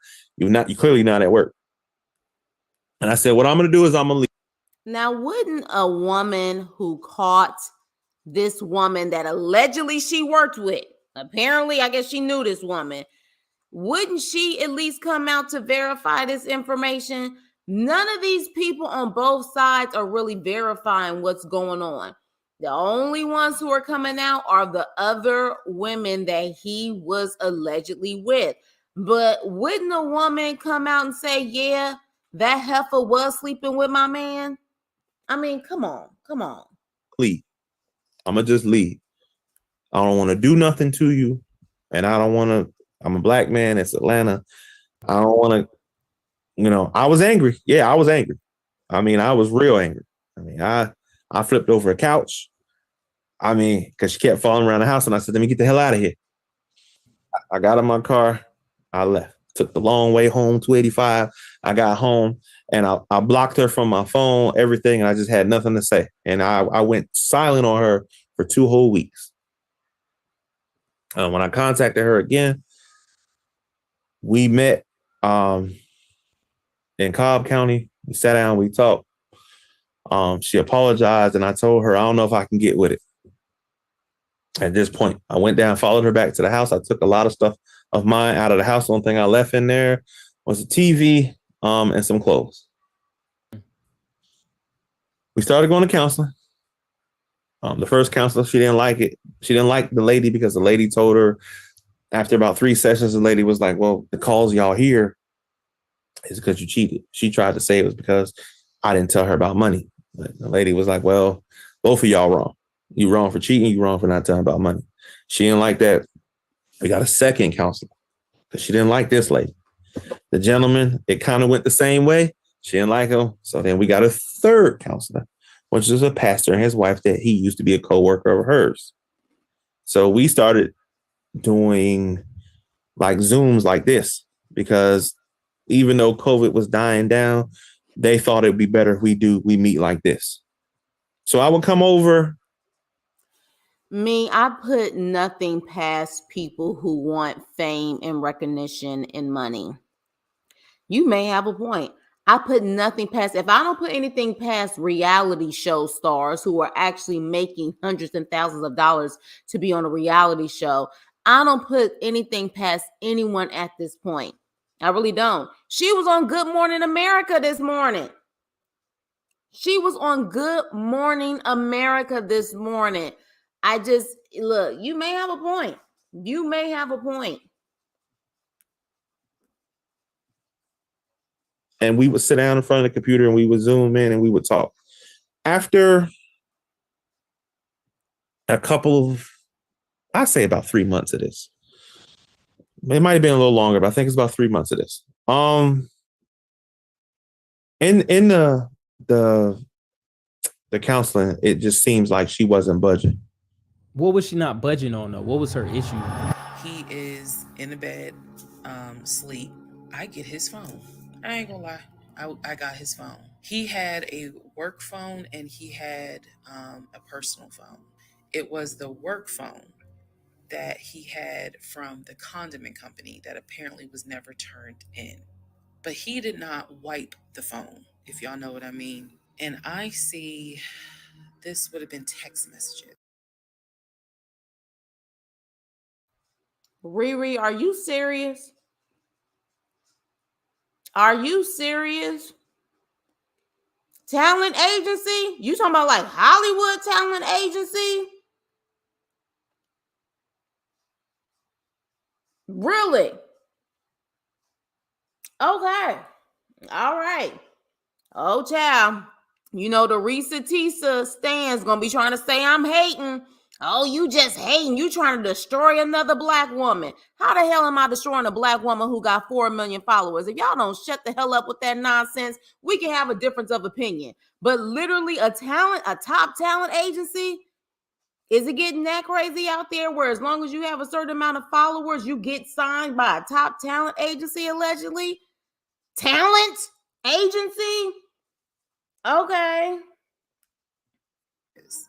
Text messages between him and a woman named Peaches. I'm reading the thread because he's knocked out sleep. So I'm in the bathroom with the door locked, reading the thread. I'm passing this part, y'all. So I met him at work the next day. He was like, yo, like, I'm sorry, it's my side chick, whatever. And I'm like, bro, I don't want to know nothing about. So he says that story that she talks about with the working girl that apparently yet again he picked up the wrong phone, the wrong work phone. He picked up his friend's work phone, took it home, and she saw text messages allegedly from his friend's side piece. That's what he's saying. Do we believe that story though? About that. Just take your phone, and I just quoted company policy. You know that we're not supposed to use these for personal use. This is a hot flash. This is a So because those company phones, you got a different iCloud, but the HR has that iCloud, so they can see your messages. So at that point, I get home. She tell me I went through the phone or whatever, because we weren't allowed to lock those phones either. So she went through the phone. I guess he was sending messages to the mistress or whoever, and then she assumed it was me. And I'm like, no, that's him and whatever. And he actually came over and told her, hey, look, I'm apologize. That's a chick I'm dealing with on the side. Like, he explained that. So that's the story about Peaches, right? Yeah, that's some chick he was messing with. That's some chick he was messing with. So you already talked about that and reconciled that. Yeah, the only reason I had contact with her is because afterwards, one day I was getting off work and she was in the parking lot looking for him. And I just told her, like, you gotta get out of here for security show, because we had a secure parking lot, and I'm like, you gotta get out of here before they get here. And that's the only contact I ever had with her. I found out later that she didn't take the promotion because her and the guy, that would have cut into the time they were spending time together. Because she used to tell her mom that I was never home. I leave the house 6 o'clock in the morning. I'll be home 2:45. So she worked till like 3:30. I wouldn't see her till 7:30, 8 o'clock at night. She'd be like, I'm at work. It was all signs, but I ignored them because she was my wife, and I'm just saying she's trying to work hard. But your hours didn't match, because she would get paid, and they would give her a stub. They do the direct deposit, but she would get a stub. Now, I had access to her account. She had access to the two that I let her know about. So I would see the stub, and then hours would add up. And then, you saying you're making more money because you're working hours, but your hours were the same.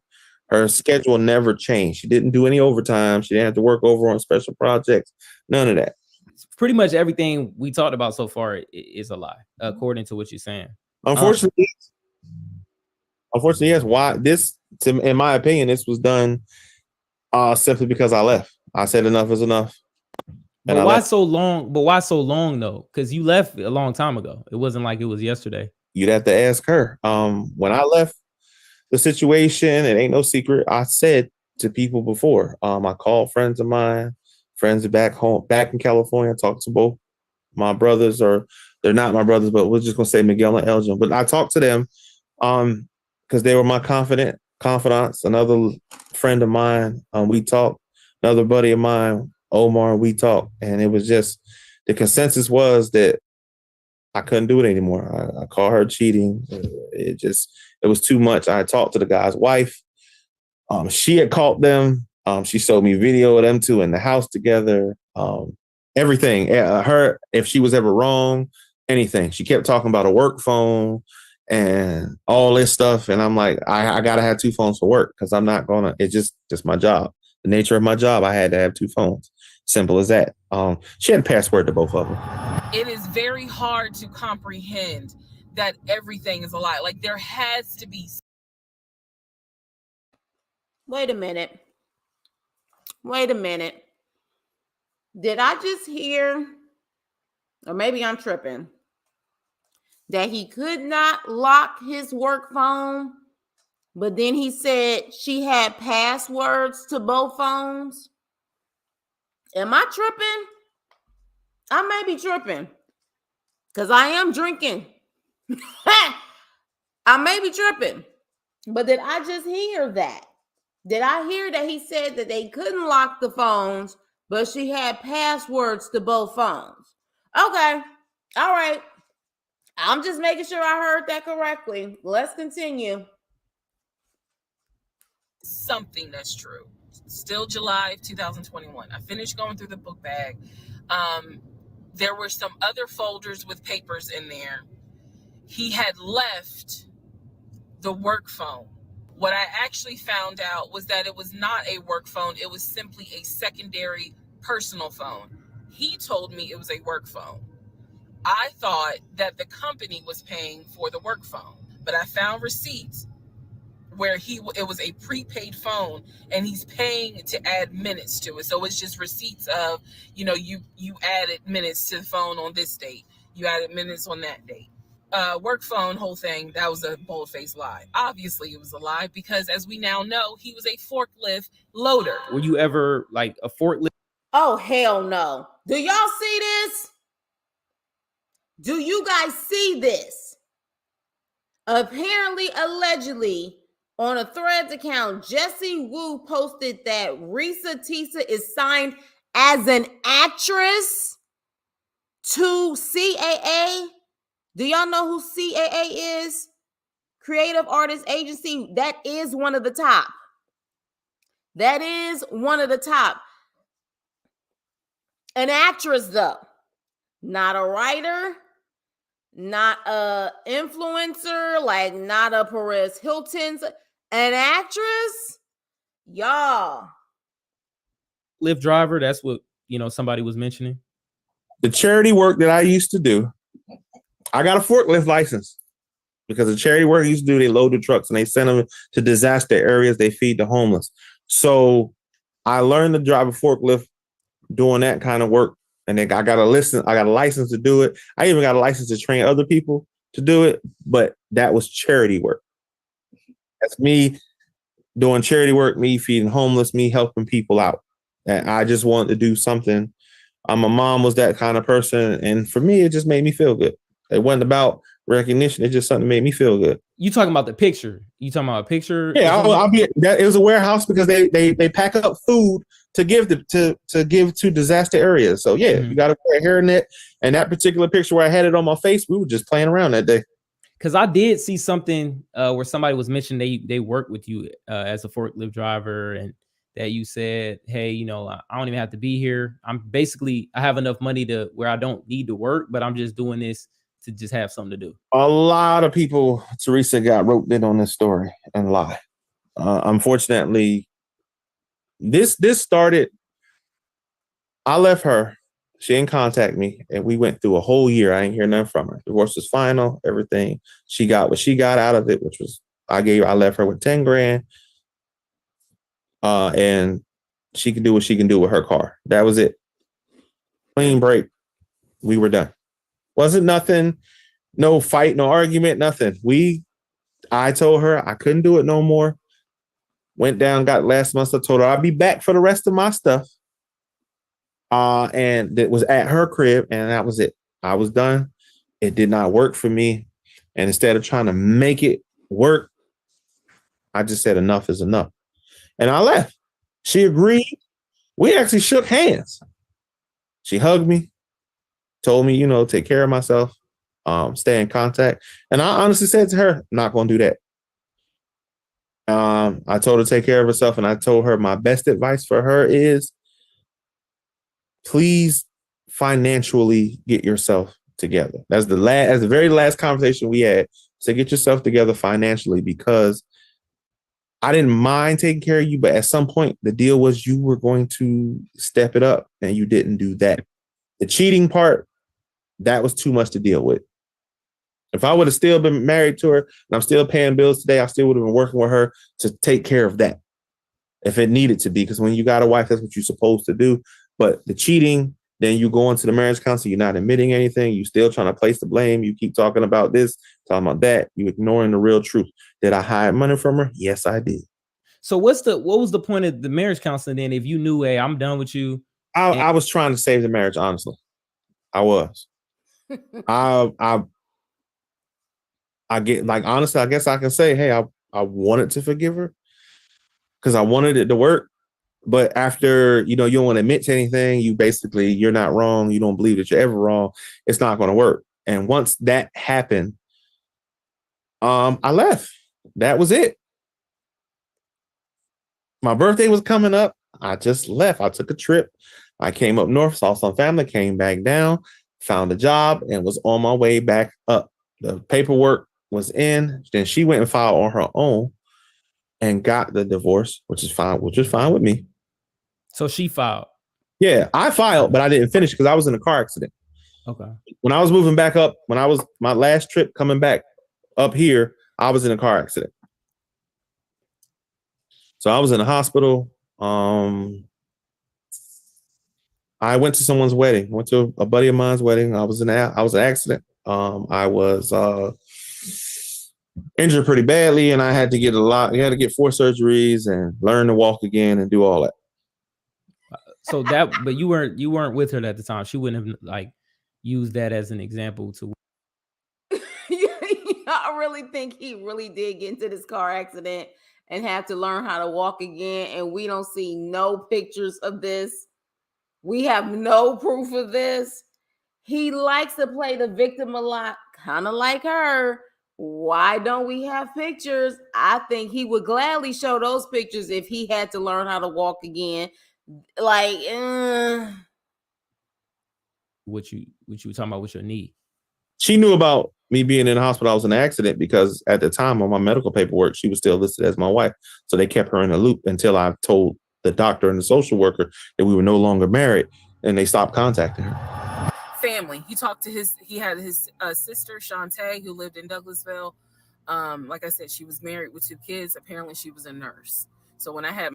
You guys, I'm stopping this at 8 o'clock, no matter where we are in it, okay? And then if you guys want to continue on tomorrow, let me know. But by 8 o'clock, it's going to be 11 o'clock on the East Coast. I think we've had enough because it's already exhausting. But I'm going to keep going until 8. My miscarriage, that was a sister that he was like, my sister will take you to the hospital. Like, that's what family does. I've been around him when he was on the phone with Shantae. Never heard her part of the conversation. He would be talking to his sister. That's what he said. That's what it sounded like, too. We lived maybe 35, 40 minutes away from Douglasville. So there were plenty of times that he had invited me to go with him to his sister's house. The first time he invited me, I was like, nah, I ain't going because, again, COVID. And she's a nurse. Hell no. The second time, he was like, yeah, she invited us, but I don't think we should go because COVID. The third time, I agreed to go. I was like, absolutely, I'll go meet your sister. Like, that'd be great. On our way to her house, to Douglasville, to go see the sister, apparently he got a phone call. The phone was always like on vibrate. He told me that something came up, and so she had to cancel the barbecue to get together, whatever. And so I was just like, oh man, okay, well, hopefully we can go another time. Shantae, is that a real person? She kind of like, she's not my sister, but I call her my sister. She's a good friend of mine. What about the 2 different socials? Did you have a different social that you put on the marriage license versus when you showed her the first time? They wouldn't give you a marriage license. You put a different social security number on there.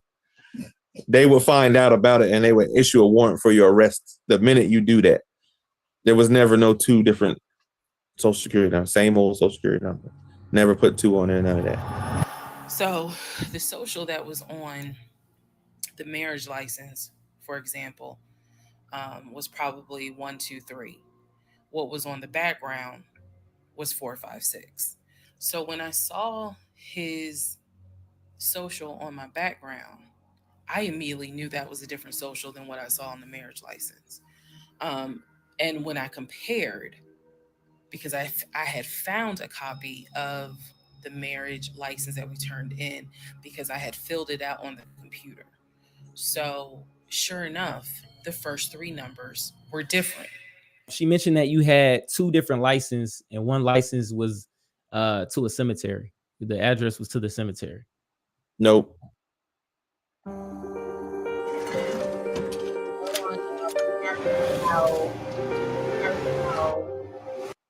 All right, back. Same license. I still got that license now. Same license, Douglasville. I haven't even changed my license up here. Yeah, I've actually processed doing that now. Still same license. Never had a different license. Only license I had other than that was the California license and that address. That's it.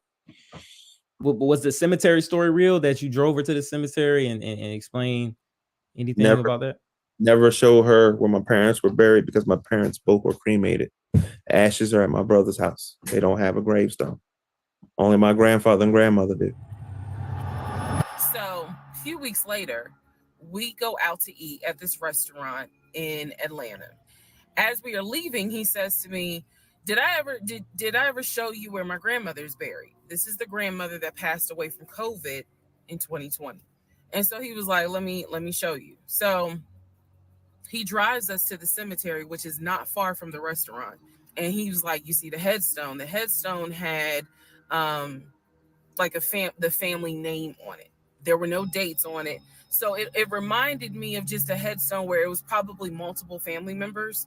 And so he was like, my grandfather and my grandmother are buried there. I do recall him telling me when the grandmother died in 2020 that she wanted to be buried next to his grandfather. I've also verified that your grandmother actually died in 2008 and not in 2020 from COVID. I have no idea who that man is in my guest bedroom. So just to go back on that, when you said they're at your brother's house, so the brother that you were talking to, these are just like friends. These are friends that you call brothers, but your actual brother you don't really speak to. We speak here and there, but not really. When our parents died, we all kind of went our separate ways because my parents really preached for us to be a family. But my parents, when they went their separate ways, my brothers, I guess we fell apart. I guess the best way I can put it to you. Not because any of us did anything to anybody. My brother Chris is a really good dude. He been through a lot. Dude has been to war. So I can imagine what that must be like. Well, I can't imagine what that's been like for him. And he went through some stuff. He went through a messed up divorce. He's a dedicated father to his daughter. And for a guy who you see your daughter every day and then not being able to see your daughter every day, I don't know. I can't imagine what that would be like for him. And for him, he made moves that he wanted to make. And he's my big brother.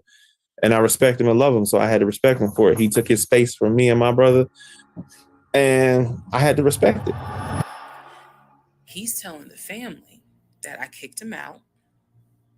He's telling the family that I kicked him out after he walked in on me having an affair, that I stole his money, and I then kicked him out.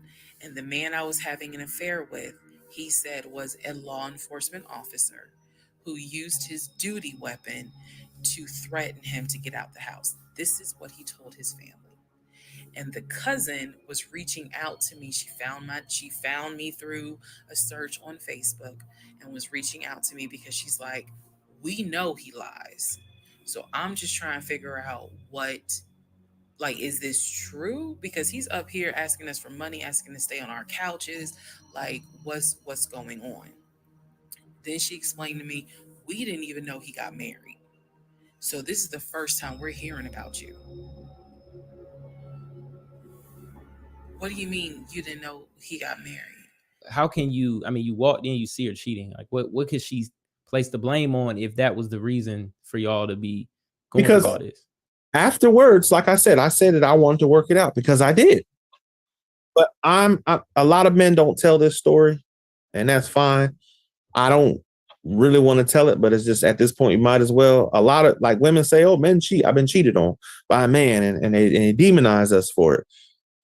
But when a woman cheats, she get a pass. Okay, he may have a point there, but one thing I'm noticing is, do you notice how she's playing to the heartstrings of women who have been vulnerable and have gone through stuff and the trauma bonding, and now he's trying to trauma bond with the men? They both have the same playing cards. Like, it is what it is. They're both doing the same exact thing, in my opinion, trying to play the victim to get their, side, the females on her side, the men on his side. Ex-girlfriend did the same thing. And I left. And I gave her a chance. And she cheated 3 times, 3 different guys. So what I'm saying is basically, if your reason, you're saying, hey, look, I have the fact that I'm paying for everything. You're not moving up successfully in your career to where you can helping you out. and then I caught you cheating. What could be any reasoning that she has to say, well, I don't want to be with you? She wanted to work it out. She said, that's what she said. My problem was when the counseling got started, she denied that she did anything wrong. She told the first counselor that, second one, she told the pastor, same difference. She didn't do anything wrong. So I'm telling them, hey, yeah, I hid money from her. You know, I'm wrong. I'm wrong for this. You know, because I'm trying to make it work. But you sitting over here, you don't want to talk about the cheating with them. You don't want to bring that up. You don't want to talk about that. So you want to basically delete that you cheated and just say we here because he hid money from me. I'm exhausted too. So are you guys okay with me kind of fast forwarding this? Because literally this thing is over 2 hours and 30 minutes. I'm saying we can probably skip through some things, or do you guys want me to just end it at 8 and then carry on tomorrow? Y'all let me know in the chat, because it is very draining. It's very draining. And that was that. So what do you think the reason for the month, like why do you think that's such a big deal then? You know, if you were paying for everything and you getting there in these situations, why was the hiding money thing? What was that? Like greed on her part is all I can say. I don't know, because at the end of the day, when I stopped paying for stuff, like, because the whole council thing, I stopped paying for stuff. You got to take care of your own bills, take care of my house. That was it. No more, no purses, no shoes, no shopping trips, no going out to dinner, no concerts, none of that. Legion would talk about the niece, meaning Chris's daughter, and would send her stuff for her birthday. And he was like, he said, I'm almost positive my brother never sent anything. To a girl named Egypt. Friend of mine's daughter, and we are close. She's a friend of mine. V is a real good friend of mine. Her daughter is like my daughter. Egypt is a very good kid, and at the time, her mom was doing the best she could do, and she wanted to buy Egypt something. And for her birthday, I bought her a pair of Air Max because I just felt like she deserved it. And I was just doing something nice. And they were in St. Louis at the time, so the only way she could get them is if I mailed them to her. So I trusted Teresa. Just go, can you mail these off for me? She said, hey, I'll go by the FedEx place for you. Just give me the address information. I shot her address information and she mailed them off. She said that there was no trace that she had, if I'm not mistaken, of Egypt. The young lady exists just fine. She graduated from high school this year. I'm not going to advertise her mom online or talk about. I mean, she graduated from high school this year from Duluth High School. She good kid. Very smart young lady. And me and her mom are really good friends. We've been friends for a long time. About 72 hours later, I had another doctor's appointment where the purpose of this appointment was. Probably the most common question that I'm asked as a professor at Hillsdale is, what happened to my country? You know, when they poll America. No, I was leaving that job. They knew I was leaving. Okay. Because she was like, yeah, that was the day you said you were getting promoted. David had texted her, hey, hope everything went good. So there's no David. No, I was leaving that job. I put in my notice. I was gone. I was leaving that company for another company. I was already leaving. They offered me more money to stay. I said no. I was done with Teresa. I was done with the job. I was done with Atlanta. He did good. He did good to make Valentine. He went all out for Valentine's Day. He went all out for my birthday. The weekend after my birthday. And what I mean by that is, if my birthday was on a Tuesday, we're talking about Saturday. The weekend after my birthday, he gave me money to go to the nail salon, go get a manicure and pedicure. So I leave the house. I take his car. His car was in the driveway. We had a key to each other's car because, again, we're married at this point. I'm in the chair getting a pedicure, and I get a text message from my husband saying, someone was just at the house looking for you. And I'm like, who was looking for me? Well, who was it? She did admit to me that when she was pregnant, that was the other gentleman's kid, not mine. Because we had not, while the pandemic was going on, he was the guy coming over. He was the guy showing up. Because the pandemic, like for 5.5, almost 6 months, I didn't physically see her. So when the doctor said, "Hey, you 5.5 weeks pregnant," I didn't say it in the doctor's office, but I gripped her hand because, again, we had not been together, have not physically spent any time together, and we talked about it in the car. And she tried to throw it in my face that that's not what happened. You don't remember all this other stuff. And at that point, I got suspicious, and then it led up to where we are with the whole breakup. But okay, so when you were suspicious, that didn't lead you to try to leave? He's not. I don't think he's a demon, princess. He's sick. He is mentally sick. To me, when you really think about it, Risa Tisa's situation could have been much worse. She could have had all of her bank accounts deleted. She could have literally left with nothing, mental, physical, just everything could have been so bad for her. He literally lied to her, paid her bills, but was a liar. I'm sure some of you guys have professions where people lie to you every damn day. People lie. We don't know why liars lie, like Cat Williams said. But honestly, he's sick. He really is sick. You just stayed with her just because? Well, like I said, she tells the story that I lived there. No, I had my own place. I would go there on the weekends, or she come up to mine on the weekends. So it wasn't that. It just that, other than what the doctor said, I wanted to find out more. Because you getting divorced for somebody, what's the grounds?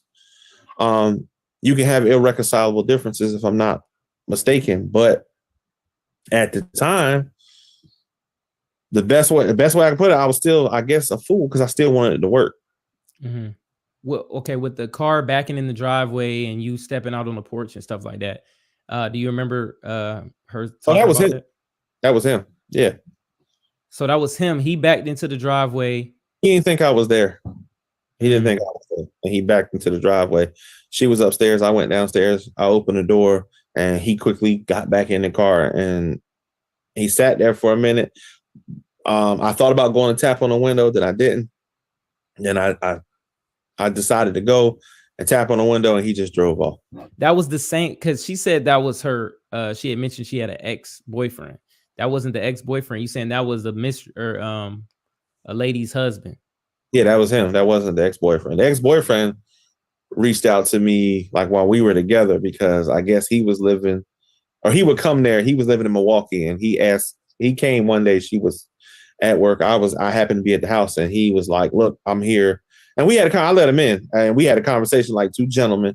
And he was like, "Man, I'm here because she told me she had my Xbox and some stuff from me." And I was like, "Bro, I don't know." And me and him went upstairs.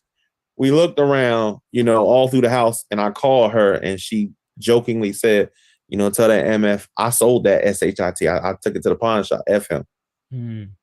And he was upset.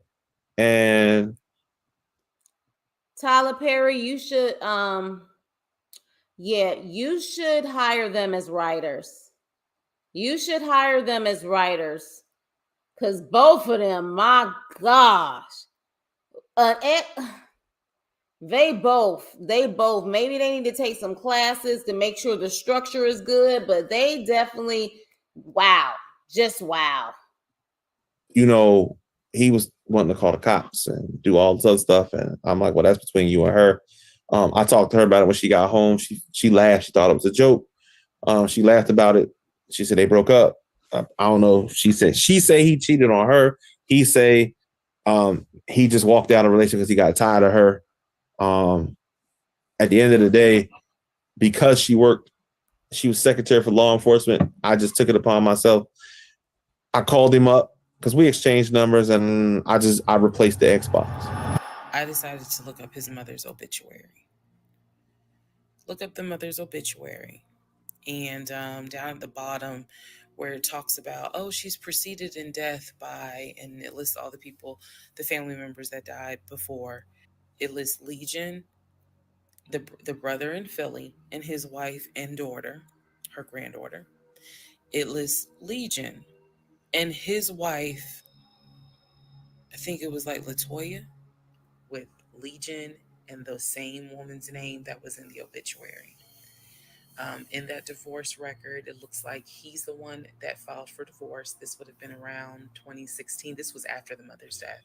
Both had a temporary protection order against each other. He had one against her, she had one against him. Another thing I had seen was Tashawn. I think he had came out and said, you know, same thing had happened to his family. You told him you were a big time producer and you played in the NFL for all this time, promised them the same type of stuff. Nope. Dated his mom for a couple of years, honestly, and I'm not trying to badmouth her, but the truth is the truth. She was on drugs. Oh my gosh. He was on drugs. I think he might still be. He has another brother that I still stay in contact with. I stopped dealing with her because my mom couldn't stand her. Oh my God. Stopped talking to her because my mom couldn't stand her. My dad didn't like her. My brothers did not like her. Sister didn't like her. Nobody liked her. Her people don't like her. Her dad's an alcoholic. Oh my God. One time, I think it was an incident. Matter of fact, he said something out of the way to her, had her crying at my house, and I put him out. Asked him to leave. I actually drove him to the bus station, put him on a bus back to where he was going. Toya has a drug issue. Oh my God. Simply, I think, if I'm not mistaken, her story simply goes, her mother and her didn't have a great relationship. Her dad moved on. She had kids, one after another, after another, after another. When I met her, we talked. She seemed cool. She had when I found out. He's talking about an alleged ex. It is so crazy to me that every woman he's with, apparently no one likes the women. His family don't like him. Nobody likes him. Now he talking about this girl's allegedly on drugs. Like I cannot. About a drug problem, we were done. Her son, I met him. I actually went on vacation with her before we went up to where her family's from in Rhode Island. I drove up. I had a good time because her uncle, good dude. Her aunt, really good lady. Her sister, really, really good. How do you go from talk about somebody is old drugs, talk about everybody don't like her, but I had a good time. Like, whose ship? This is what I'm saying, y'all. This is very obvious. There's something going on here where he needs medical assistance. He literally just trashed this woman and said, but I had a good time with her uncle. I had a good time. The people, her brother and them, real cool, really nice people. Latoya, she's got a drug problem. It's simple as that. When I found out about the drug problem, like I said, we were dating, we're talking. Tayshawn, he got a drug problem. His dad, a good dude, and she should have left him with his dad. She didn't. He got in a lot of trouble and moved in with her, and they started having problems. He was going to school down south. He started acting up. You know, there's one time he got accused of raping a girl. I had to get involved, help prove that he didn't do that. And then he started messing with another girl, and he just had problems. And my suggestion that he go back and live with his dad. His dad had a plan for him, and his dad, really good dude. And his dad had him on the right path. But he knew he didn't want to follow that path, so he came move with his mom, and he can cut up and do whatever he's doing now. I think now, I haven't seen him since I stopped talking to her. And then I know somebody said that, you know, he out there homeless now. So I see she making videos now talking about, again, I simply stopped talking to her because my mom couldn't stand her. My brothers, the two that I told you about, they couldn't stand her. And she had a drug problem. I got another friend of mine who brought that to the light. And he came to me, and Shantae is another person that brought it to me. And she got a drug problem. It's bad. And she been to rehab a couple times. She got bipolar too. This stuff she didn't tell me when I found out. I did try to. He tells you. Didn't have. And the situation I'm in now, I'm in a good place. I bet I don't fight with my girlfriend. We don't argue. Getting out of the hospital, learning to walk again. She has been instrumental in helping me with everything. Learning to walk again is hell. To learn to walk again, I mean, we talking about somebody who understood this situation that I was in, knew about Teresa because I told her everything. Told her about the ex before that, told her everything, accepted me, helped me get everything together. And we've been great. She understood the limitations of walking again because walking again, like I can walk just fine now, but at the time we first started, walking again, and like we talked about it, I'd rather watch this damn commercial than hear him talk at this point. Talked about it, and you was like, "That's the past, and that's it." Matter of fact, you looked me up. She literally ran a background check on me because her sister, ties with the FBI. She ran a background check to make sure I was legit before I could go out with it. So and then she came back, okay, you good. And that was that. And we've been good. The attack, like the one thing I'll say my girlfriend had to deal with is like somebody at, maybe somebody at a job or something like that. But they know me. So it's not the same. And then some people at our job don't. But you would think with all this going on, all this negative stuff where I live, I've been getting a bunch of handshakes saying, hey, man, keep your head up. There's some BS. My niece's school, hey, there's some BS. Daughter's school, there's some BS. It's all, everybody said the same thing. Everybody know me. Oh, it's some BS. Did y'all, wait. He said after the niece, did he not just say daughter? Does he have a child? Did I just hear that, y'all? Does he have a child somewhere that we're not aware of? Did he just say daughter? Got a bunch of encouragement calls, and everybody who called me, like I got some people from high school that believed the bull crap, and that's fine. But I had more people who went to college and high school, or people who know me now, personal friends, family members call me, hey, I know this BS, keep your head up. I even got the weird calls. There's some women hit me up talking about, hey, we can be together. You can pay my bills, take care of me. Damn her. And my girlfriend think that's funny because I told her that he's got that was crazy. Like I had a girl, we were sitting here and the girl got on the phone and was like, you can take care of me. I'll be your side chick. And I'm like, really? And it ain't funny because it's sad that motivates people, but I don't know. All I can say about this whole situation, maybe I had to go through all these bad women to get to this good one. I don't know. She mentioned that she asked you just kind of like, it was like y'all were having closure, I believe. And she asked, why did you lie? And you said, I had to lie because I knew we wouldn't make it. Never asked me that, and I never told her that. The last conversation we had with each other, actually, no, that's not the last conversation. The last conversation I had with her was last year when she asked me she wanted to start over, and I told her no. But the conversation she talked about, the closure conversation, yeah, we met for coffee, Starbucks. And we talked, and she asked me, could I ever forgive her for the cheating?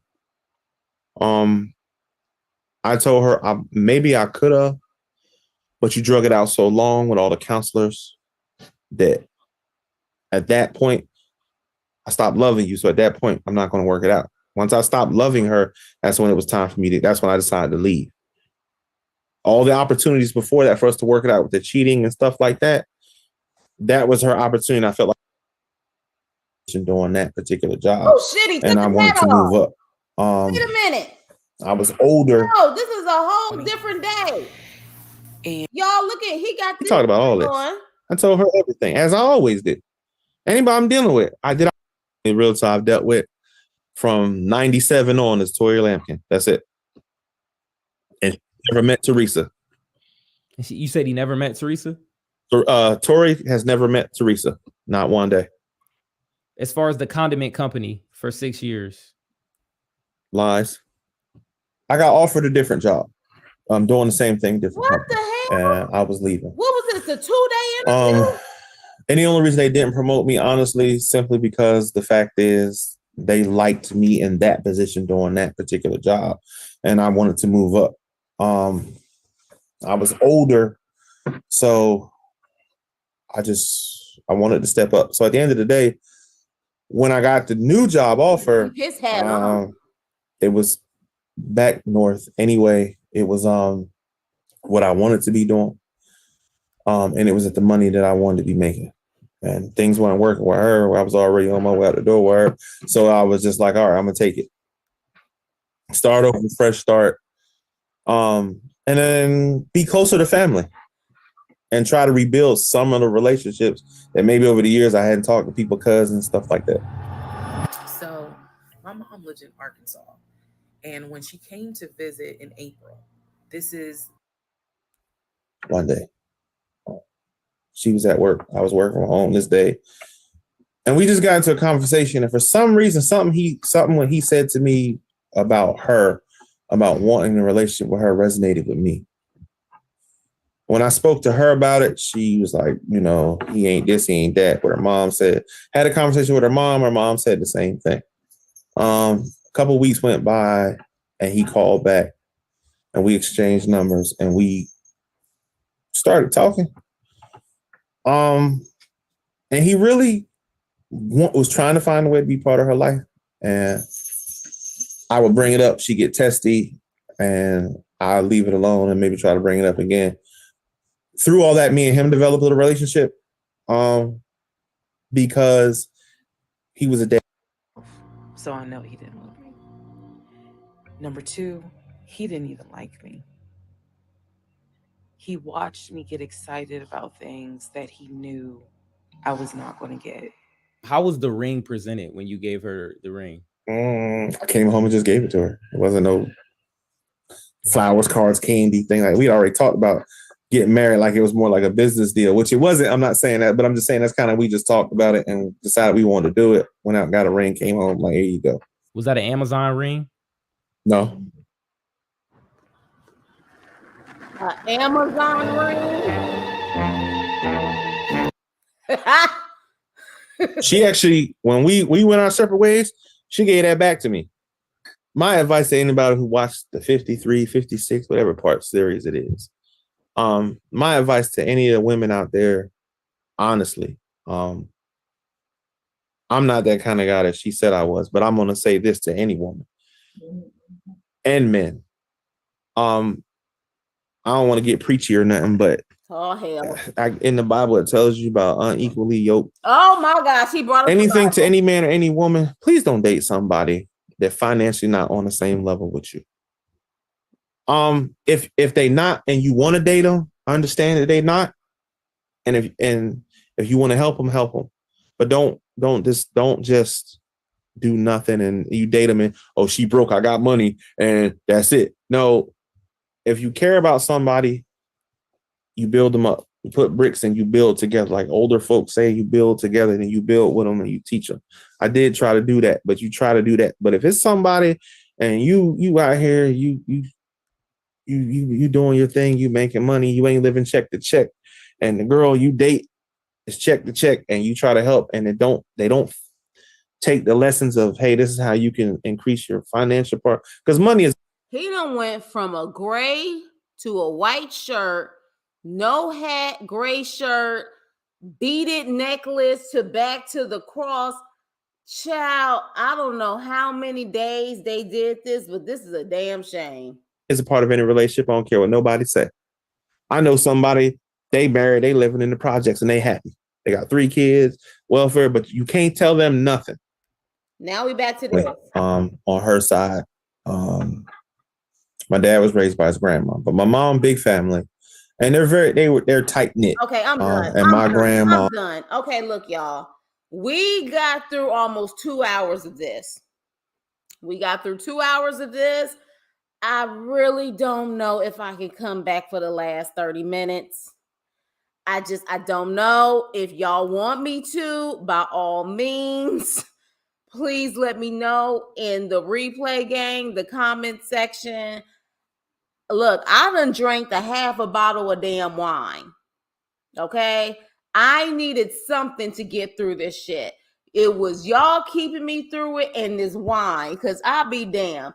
He just kept talking and rambling on. Shout out to the guy who got the interview, though, because I'm hoping that it helps his channel. Shout out to him again. But yeah, y'all, I think at this point we've heard everything we need to hear. What I will say is this: the truth lies somewhere in between, in my opinion. And until people who are a part of this story besides these two come out, I just don't know at this point who to really believe. Of course, naturally, I'm going to lean towards Risa Tisa's side as far as him lying, of course, because we clearly see him lying in here. And we clearly see that he has definitely had exes that are saying the same thing. But at this point, I need people besides Risa, Teresa, I guess is her legal name, and Legion Jerome. I need other people to put their input in it and to verify this story. That's just, it is what it is. It is what it is. Let me see what you guys are saying. He keep talking too much. I love when a 2 or 3 time divorced man gives marriage advice. Exactly. Feels like there's going to be more content this week. Oh, it will, Princess. And I hope you are there. You're here to join us. He didn't have to say 75% of the words he said, for real. For real. Auburn said, keep going. Keep going. She kept everybody together. You know, you come over there, my grandma come over there and beat you if you act up. You don't need your parents. She show up. Nana show up and mess you up. You don't have to worry about your parents. And they all got along. But as we got older, my mom and dad decided they wanted to make a move, and they moved to Georgia. And for us, the sons, we were not happy about it. I don't think me or my brothers were happy about going to Georgia. My older brother embraced it, though. You know, he I think he could function anywhere. He type person can live anywhere. But me and my brother Mike, we wasn't fans of it, and my brother did a lot to help us, kind of like naturate to the whole. I can't, not his family. They just had that, I don't know, that Southern hospitality thing where you just felt like you. It was about, just pictures of like, the offshore account, videos of like being at like the Netflix headquarters and stuff like that. Do you have a TikTok account, and how valid are those videos and pictures? I ain't never been to Netflix day in my life. I don't even know where their home is. The only thing I've done even close to anything with TikTok is my old job. We leased some property to them for a movie that they were original Netflix movie. And my boss made me go with them and stay with the property until they were done. I had to stay there. I wasn't on set. I was in a trailer enjoying the food. And as soon as they were done with our property, foods, y'all, we were done. I was it. I ain't touched nothing. I ain't do it. I sat in a trailer. Actually, I played PlayStation for most of the time. And then when they were done, we loaded our property up and I was done. I was gone. So that video was just like an old video? Yeah, it's very old. Okay. It's before Teresa. Good boy. At work, taking a break. Just thought I'd come to you today. It's day like 16. So he's saying this video is old, and he decided to post it recently. Next couple of days we're off from filming, so I can take a break. I can just go to work and come home and relax. Netflix working on a deal or no movie or nothing like that. Not mine.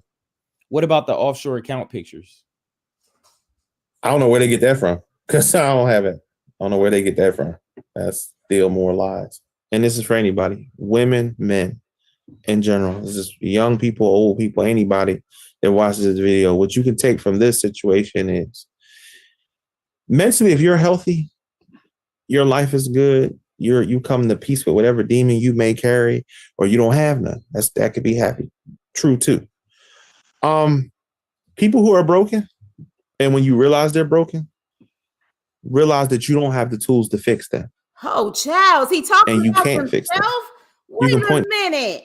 People who are mentally healthy, but really? And if people are broken, really? Are you really talking this right now? Them to get some help, but you're not a psychiatrist. You're not any of that, and you can't help them. So that's not somebody you should be in a relationship with. That means is if you date guys, if you dating a girl and she mad at her baby daddy, they don't talk. They can't build. They don't. They've had a kid together. Now they don't talk. She had having child support. She at him all the time, and you just the guy there. I'm going to say, and I'm sorry, ladies, but gentlemen, that's not the woman you need to be dating, because adults have to learn that everything is not their way. If you got a kid and you're dealing with somebody, and let's say me and my girlfriend, we had a kid and we ain't together no more. We're going to have to be friends on a level because we have a child together. We have a life that we're responsible for. But when you got one person attacking the other person, I want child support. I want this. I want that. I want this. I want that. And you constantly add them. They're not healed from that. They're not healed from that. My mom had his son before she met my dad, vice versa. And they were cool on that end. You see, so when you apparently the family said the father didn't have no outside kids on the mama.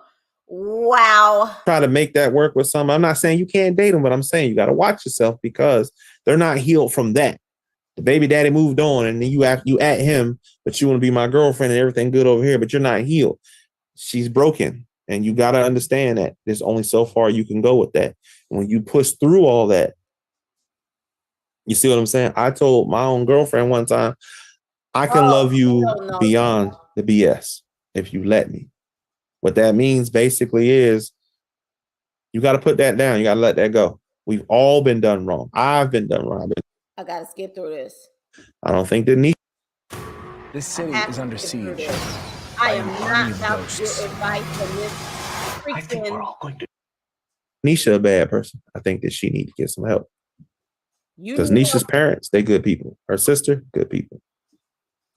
Nobody that I'm talking about, Latoya's family, they're not bad people. They good people. Nisha's family, good people. Teresa's family, from the ones that I've met, they're good people. So they I've gotten to sit down and talk to her dad. Good dude. Bad. Got it. Her mom, I can't say that I had a really good relationship with her, but I don't have anything bad to say about her either. I didn't get a chance to get to know her. And maybe that might be more on my part because I kind of didn't want to get to know her because she was in Kentucky, wherever. And when she came to visit, she kind of didn't talk to me. So I would like for my family to be left alone. My brothers, leave them alone. That's all my family. Leave them alone. Stop trying to use my name to make me sound like some demon, because I'm not. Anybody who knows me closely, they will tell you that dude that they talking about, that's a lie. That's not him. Stop calling me, reaching out to me, trying to jump on my... Why is she in the background feeding him things to say? Do y'all hear her? She is literally feeding him stuff to say. Facebook page. Because, I mean, I have not gotten a lot of hate. I've gotten a lot of girls like, ooh, I'll be your side chick. I'll be this, I'll be that. I'm not interested. I'm not interested. I'm happy where I'm at. Honestly. If me and my girlfriend are working, I'm still happy where I'm at. My nieces, nephews, kids involved, I'd leave them alone. I'm asking you to. I don't care about this lie about a Tubi movie. I've actually spoken to representatives. Ain't no Tubi movie. Ain't no Netflix movie. Ain't no Tyler Perry movie. It's none of that. Leave the people I love alone. My friends and my family, leave them alone. Period. It's just leave them alone. It's a lie. If you want to believe it, you go ahead and do that. But please leave the people I love and I trust alone. You want to keep coming at me after this? Go ahead. It's a lie. I'm not going to answer because I'll probably delete the Facebook page once I invite everybody over to the new page that are my friends. The phone calls in the middle of the night, it'd be nice if they stop. It probably won't, but it'd be nice if they stop. I did this interview today with you because you're a legitimate person. I turned down like 5 or 6 interviews with other people because they weren't going to do nothing but spin it anyway. I don't have anything against Teresa. If this is what you had to do to get money, that's sad. Toya, if you had to do this for money, that's sad. Same with anybody else. That's sad. The one lady who said that there's one more thing. I'm sorry. There's a lady who was on TikTok. I don't know her name. She said that she made a comment that she said that I didn't, if I was a CEO, which I was never, she said that most men like me look for eye candy, and they went and attacked her, ripped her apart, and she had to do another part, and they still trying to go at her. Ma'am, I know you were trying to help, and I'm not mad at what you said, but I don't think I'm eye candy, and I date someone for their heart. Number one. Two, you said you guessed that she was lying. Okay, but you didn't help me by attacking Teresa. I know you thought you were, but you didn't help me by doing that. You want to help me? Y'all write her and get her some help. You want to help me? You got to help her. I don't need help. I'm fine. Not a narcissist. I'm wrong way more than I'm right. And I'm okay with that because my other half is right, and that's good enough for me. The people I didn't name, because we ain't gonna talk about my kid. We ain't gonna talk about none of that because that's not y'all business, and it's not gonna be the kids in my family are going to have to deal with this. My niece that had to move from Atlanta. Y'all be careful about what y'all watch online and what y'all believe at the end of the day. You got somebody you care about, keep them private. I told my girlfriend, don't tag me in nothing. I'm done. Like, because I got calls from TMZ. I got calls from ABC. Like, I think they're recording something on the Tamara Hall show for her or whatever. And I told them, hey, you can't use my face because, like, I'm getting sick and tired of picking up my computer and somebody saying, or I blocked a lot of people. What do you mean they can't? And I don't want to hear it. And I had to tell representative from the Tamara Hall show with my legal counsel, hey, you can't use my face. I ain't giving you permission to use my face. You can't use it. And I think what they even talked about on the Breakfast Club, which is a show that I actually like to listen to and watch. I like Charlamagne the God, DJ Envy. They got Jess Hilarious on there now, who I always think is funny as all get out. And I think he said something like he made a really, I guess to me, it was a rough joke. He called her like a big back or something like that or whatever. And that, to me, I got no problem with Charlamagne. I don't. For me, I ain't know whether to laugh at it or feel bad. But do you notice that Charlamagne talks about bigger women, but does he talk about bigger men? Because if you're going to use that big back comment on her, you can use that big back comment on him as well. Because, at the end of the day, like my sister-in-law will say, hey, she put herself out there for whatever they're going to do to her. But the sad part about it, like I said, it's so many people invested in the lie. That's all I can say. I can't even say call it a story. There's just so many people invested in the lie. And there's people who got defrauded, and I feel bad for them. I mean, my family, I've got a chance to sit down and talk to my family members, and they all know. So I'm pretty good. The people who I'm estranged from, they're people that I didn't deal with since I was a little kid because my mom chose to move away, and then we just didn't deal with them. My brother that she talks to. Child, that wasn't no dog. That was his stomach growling. I got no ill will against him. He just, actually, I can't clean it up. Sorry. He may be in it for the money too, for all I know. Money ruins people at the end of the day. Pretty much. I mean, I hope everybody can get past it. I mean, I didn't do things she said, but I mean, some people, this video going to air and some people still going to say he lying. Some people going to say, hey, he lying. You might even catch some flack for they might say, oh, he lying. How you give him time to talk? He this, he that. No, I don't believe it. And that's fine too. But what I want to urge everybody, women, men, everybody, if There's been people that got on TikTok and everywhere else and told the story before. Facebook, YouTube, Maury Povich show, Tamara Hall, wherever. They've told their story. Not once, and I'm just asking people to do your research, just not once did somebody say, they put their Cash App up and say, help me. Not once. And there's people who need that help.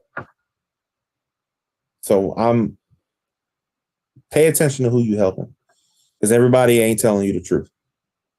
If anybody want to demonize me, go ahead. That's fine. The people who know me, they know the truth. Now, he may have a point there. I guess he's trying to imply that she done put her Cash App up, but he doesn't have a Cash App up.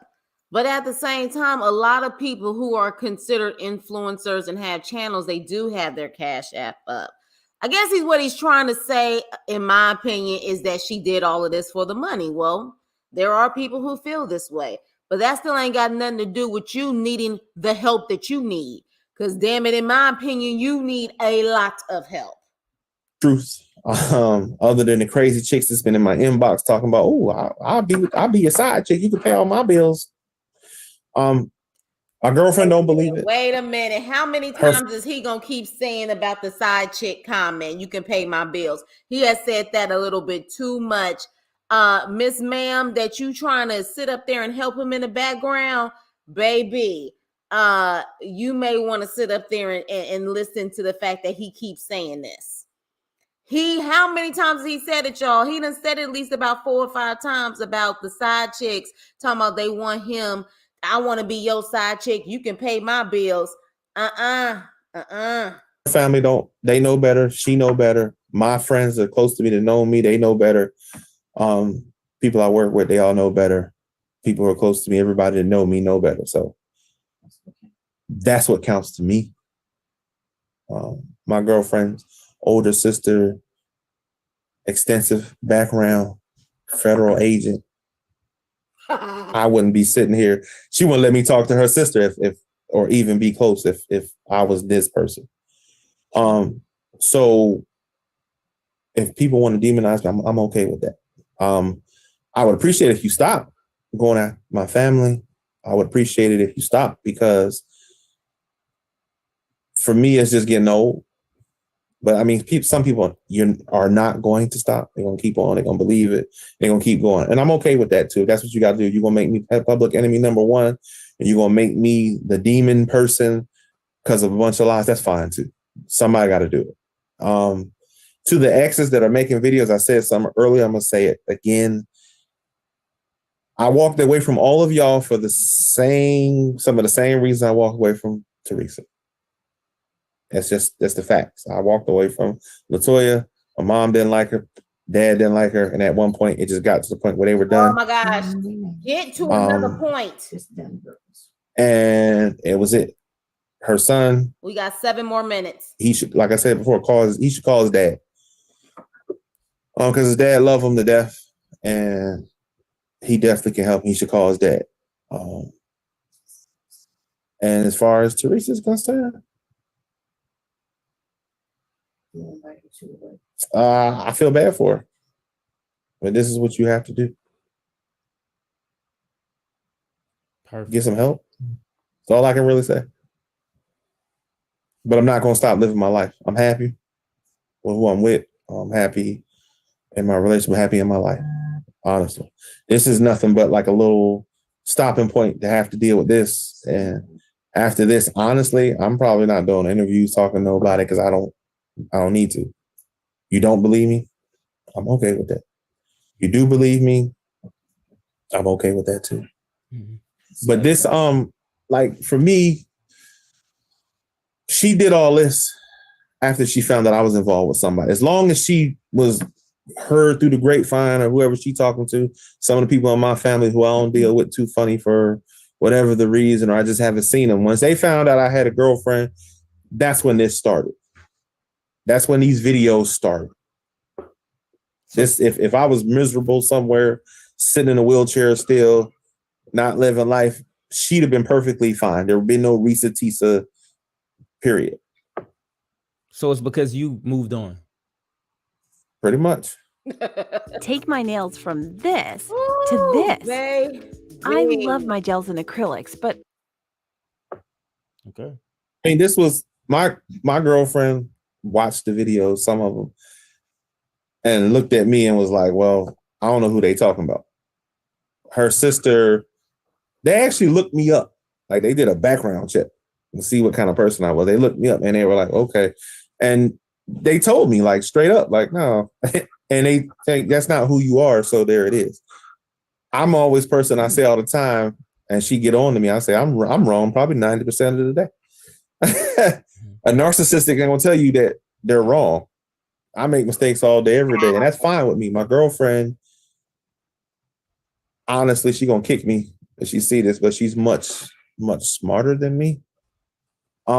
So, and it's not like I'm saying like, I'm stupid. I'm not saying that. I'm just saying she has a way of looking at things that make a lot of stuff easier. I wouldn't be able to do this situation, this interview, talk to anybody, stand up for myself, or do it. I was going to leave it alone. I was going to let them say whatever they want to say. They don't know me. The people around me know me is one thing.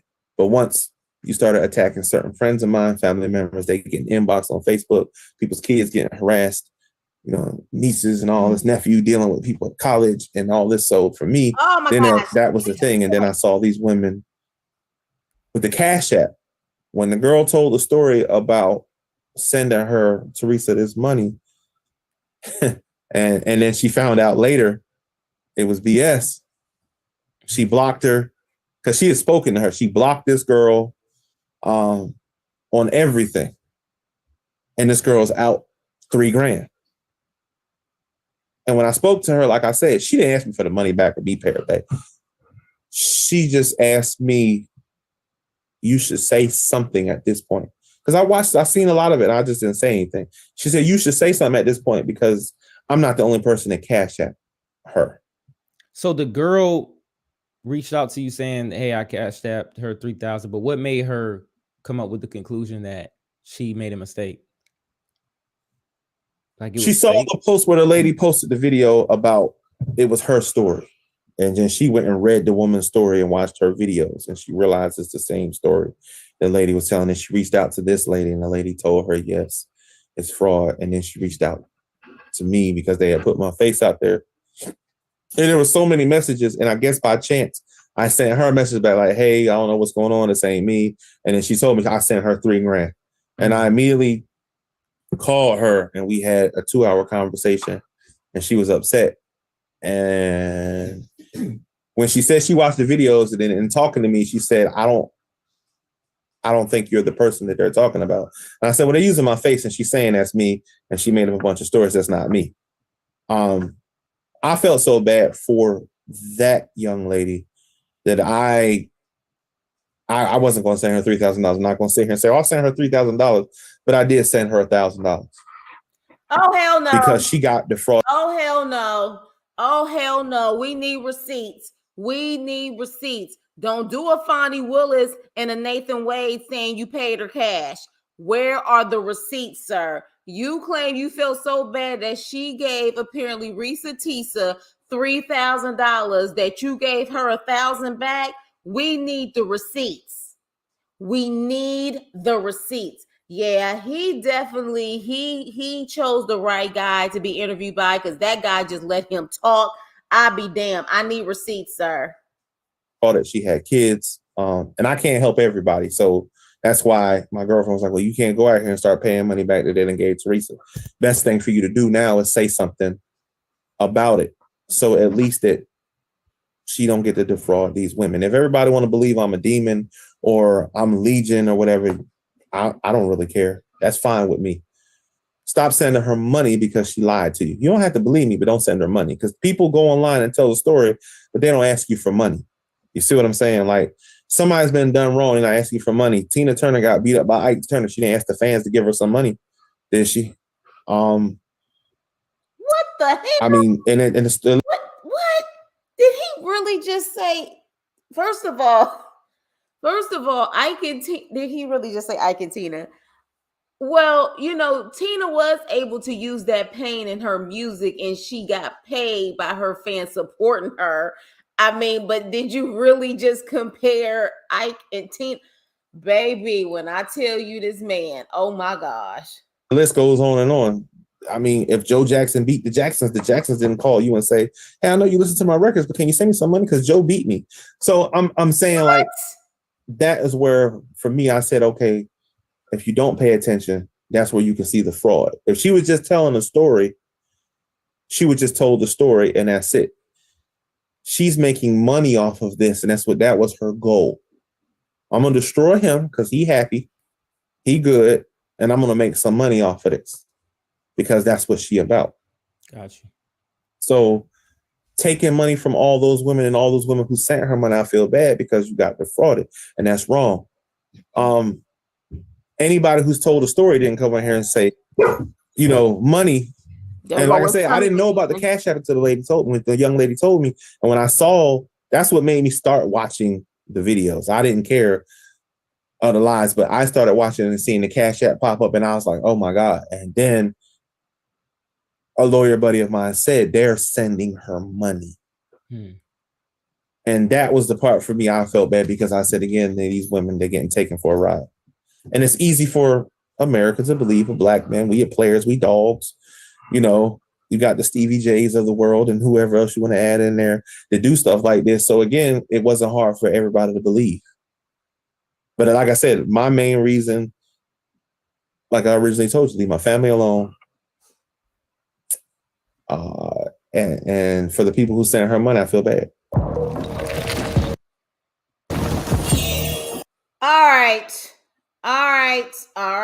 All right. It is done. It is over.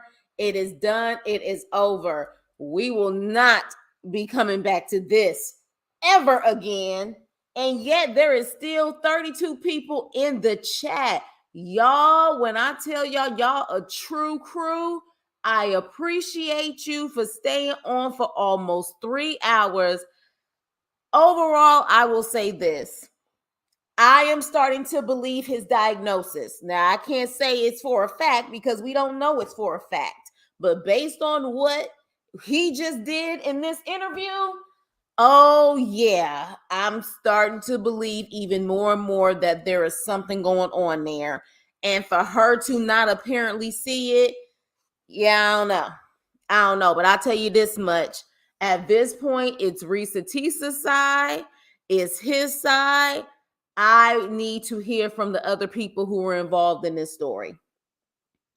I need to, and maybe they won't be as long-winded, and it maybe won't be a situation where we keep saying, what the hell is going on here? Okay? Because honestly, both of their stories got holes in it, in my opinion. Both of their stories have holes in it. Baby, I done drunk half of a bottle of damn wine in these 3 hours. I don't even understand how she could have dealt with one date with him. If I would have went on a date with this guy, I would have been exhausted and said, he talked too damn much. This ain't gonna work out. He talked too much. But, at the end of the day, y'all, I guess both of them are benefiting off of this at this point. She's benefiting more, of course, but let's not act like this guy is not loving the attention. Did she just say she liked tipsy, Chris? I'm not tipsy. I'm a little buzzed, but not tipsy. Luckily, it was wine, baby. If it was the brown liquor, whoo, it would have been over. But you guys, I appreciate you guys so much. Hey, Joseph. Yeah, everybody catching strays. He talked about the Jacksons. He talked about Ike and Tina. He was all over the place. Probably in her bio. Stevie J has enough going on this week. No need to include him in this. I'm still here because I'm confused, baby. Hi, Auburn. Hello. Thank you for joining live. For all the new people that I haven't seen in the chat before, thank you so much for coming. I hope you definitely like, share, and subscribe to my channel. We have fun over here. We keep it light over here. In the chat, we try to have a good time. And as you can see, we definitely was cracking jokes tonight. But yeah, at this point, I need to see receipts and I need other people to speak up. I really do. Because at this point, I'm over it. I hope nothing else comes out. I really don't. I hope their 15 minutes of fame or whatever they want out of the situation is over with soon. I really do. Because at this point, I'm over it. I'm over it. They were made for each other. Can you say that again, Chris? I want you to now. I watched a commercial. Oh, thank you. They both are talkers, so they weren't listening to one another. You damn right. That's exactly the point. They was too busy talking to hear themselves versus actually listening to what they had to say to each other. If he does any more interviews, I'm sure they're going to be with men only because they're less likely going to hold him accountable. Exactly. I said earlier, he wouldn't want to do an interview over here. Absolutely not. You can definitely tell that he was lying. Yes. And hello, Raquel, if I'm saying your name correctly. Welcome, welcome. This was fun. Thanks for streaming. Thank you guys for watching. I didn't know how many people's gonna show up with this late live because it's late on the East Coast. It's only 8:21 out here in California. It's late, so I appreciate that you guys wanted to listen through. And I had to skip some of it because he kept repeating himself, kind of like her TikToks. She kept repeating herself and saying a lot of things over and over again. They are two peas in a pod. They're just alike, in my opinion. Yeah, Chris After Dark. So you trying to say I need to do more After Darks, Joseph and Nene? Is that it? I need to do more After Darks, and I need to have some libations or something like that. Because y'all know I don't blow. I don't blow the smoke. So it's March now. They'll be irrelevant soon. I hope so, because I'm over it.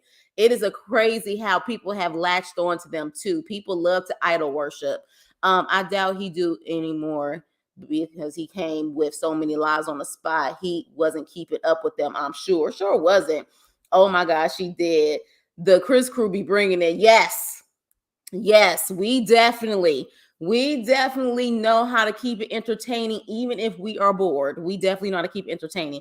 The cognac interior will live in my head forever. It's going to live in her head forever too until she gets it. She definitely trying to get it for sure. She is definitely trying to get it. I would hope though she would buy her a house before she gets anything else. I mean, if she is making the money, I will hope that she buys some property before she even thinks about buying a luxury car. How do you feel about the Breakfast Club and the Big Bad comment that they met? I'm not a fan of Charlemagne. Charlemagne has definitely made comments about bigger Black women before. Gabby Sidibe, he's mentioned. He definitely has this thing, in my opinion, about bigger women, especially bigger Black women. You don't see him coming for bigger Black men or bigger men. He's always making comments about that. Like I said, I do feel what he said was cruel. However, y'all know my story. I have been a size 2022, hell, maybe even a 24, and went all the way down to like a 10 or so, maybe around 10, 8, 12. I've lost a lot of weight. I've gained some, especially during the vid time. And I'll tell you this, Risa Tisa, in my opinion, she has been a big girl her whole life. You can typically tell when someone has been a big girl their whole life. That is not just something during the vid she gained all of that weight. So why am I saying that? I'm saying that to say I am sure she has been called worse in her lifetime, and people have said those type of things in her face and probably even bullied her about her weight or said cruel things about her in front of her face. I think as a fellow girl who has definitely had her ups and downs with weight, at a certain point, that's a low read, in my opinion. And if she was really comfortable with herself, she would be like, that's all you got? You can't say I'm ugly. You know what I'm saying? That's all you have to say. But it's clear she's not comfortable with her weight, because I think I saw a video of her saying she trying to get all of the stuff sucked out, her chin and all of that stuff. So she's not comfortable with her weight. So that's why she said something. But I can almost guarantee that's not the first fat joke she's ever heard. You know what I mean? Like, that's not the first. So I don't know why she made that part a big deal, because at her age, she should probably be like blowing off the big jokes. It was cruel, definitely. But if she was really confident in herself, I don't think it would affect her. But she's not happy with her weight, which is why somebody said that probably by next year, she will probably be Ozempic, bypass, surgeries up, because she's clearly not comfortable with her weight. But I'm not a fan of Charlemagne, so I'm not shocked Charlemagne said that. He always says things like that. He's a cruel guy. Like, he always, in my opinion, says things like that. Charlemagne tried to clean it up, just not so much. Yeah, and they doing stuff to get a reaction. It's not like the Breakfast Club. I don't know if the Breakfast Club is considered like the top show anymore. Like, I think they kind of lost their steam. So at this point, they probably saying a lot of things to stay relevant in the situation, but she's not. I have definitely said that. I don't think Risa Teesa's an ugly girl at all. She's not comfortable with her weight, though. That's apparent. She's not comfortable with her weight, but no, I don't think she's an ugly girl at all. The dude looks like dudes on Crenshaw. But yeah, that's my take on that as far as the Charlemagne situation. It was cruel, but I'm sure she has heard many of fat jokes just like I have growing up. Like, that just comes with the territory. It is what it is. So with that being said, you guys, thank you guys so much for watching. Love y'all, appreciate y'all. I will see you on my next video. Although after this long live, I may need a break tomorrow. Even though Married to Medicine Reunion Part 1 and all this other stuff is coming out, I may need a break. When I tell you this man was exhausting as hell, I may need a break. In my opinion, Legion got a bigger back than Risa. Bruh need a bra for them double D's that's hanging like raindrops. Yeah, but do you hear Charlemagne ever talk about big dudes? You don't. You don't. In my opinion, he come for the women though, but he don't come for the man. So that should tell you everything you need to know about Charlemagne, in my opinion. But on that note, you guys, have a wonderful evening, and I will see you on my next video. Toodles!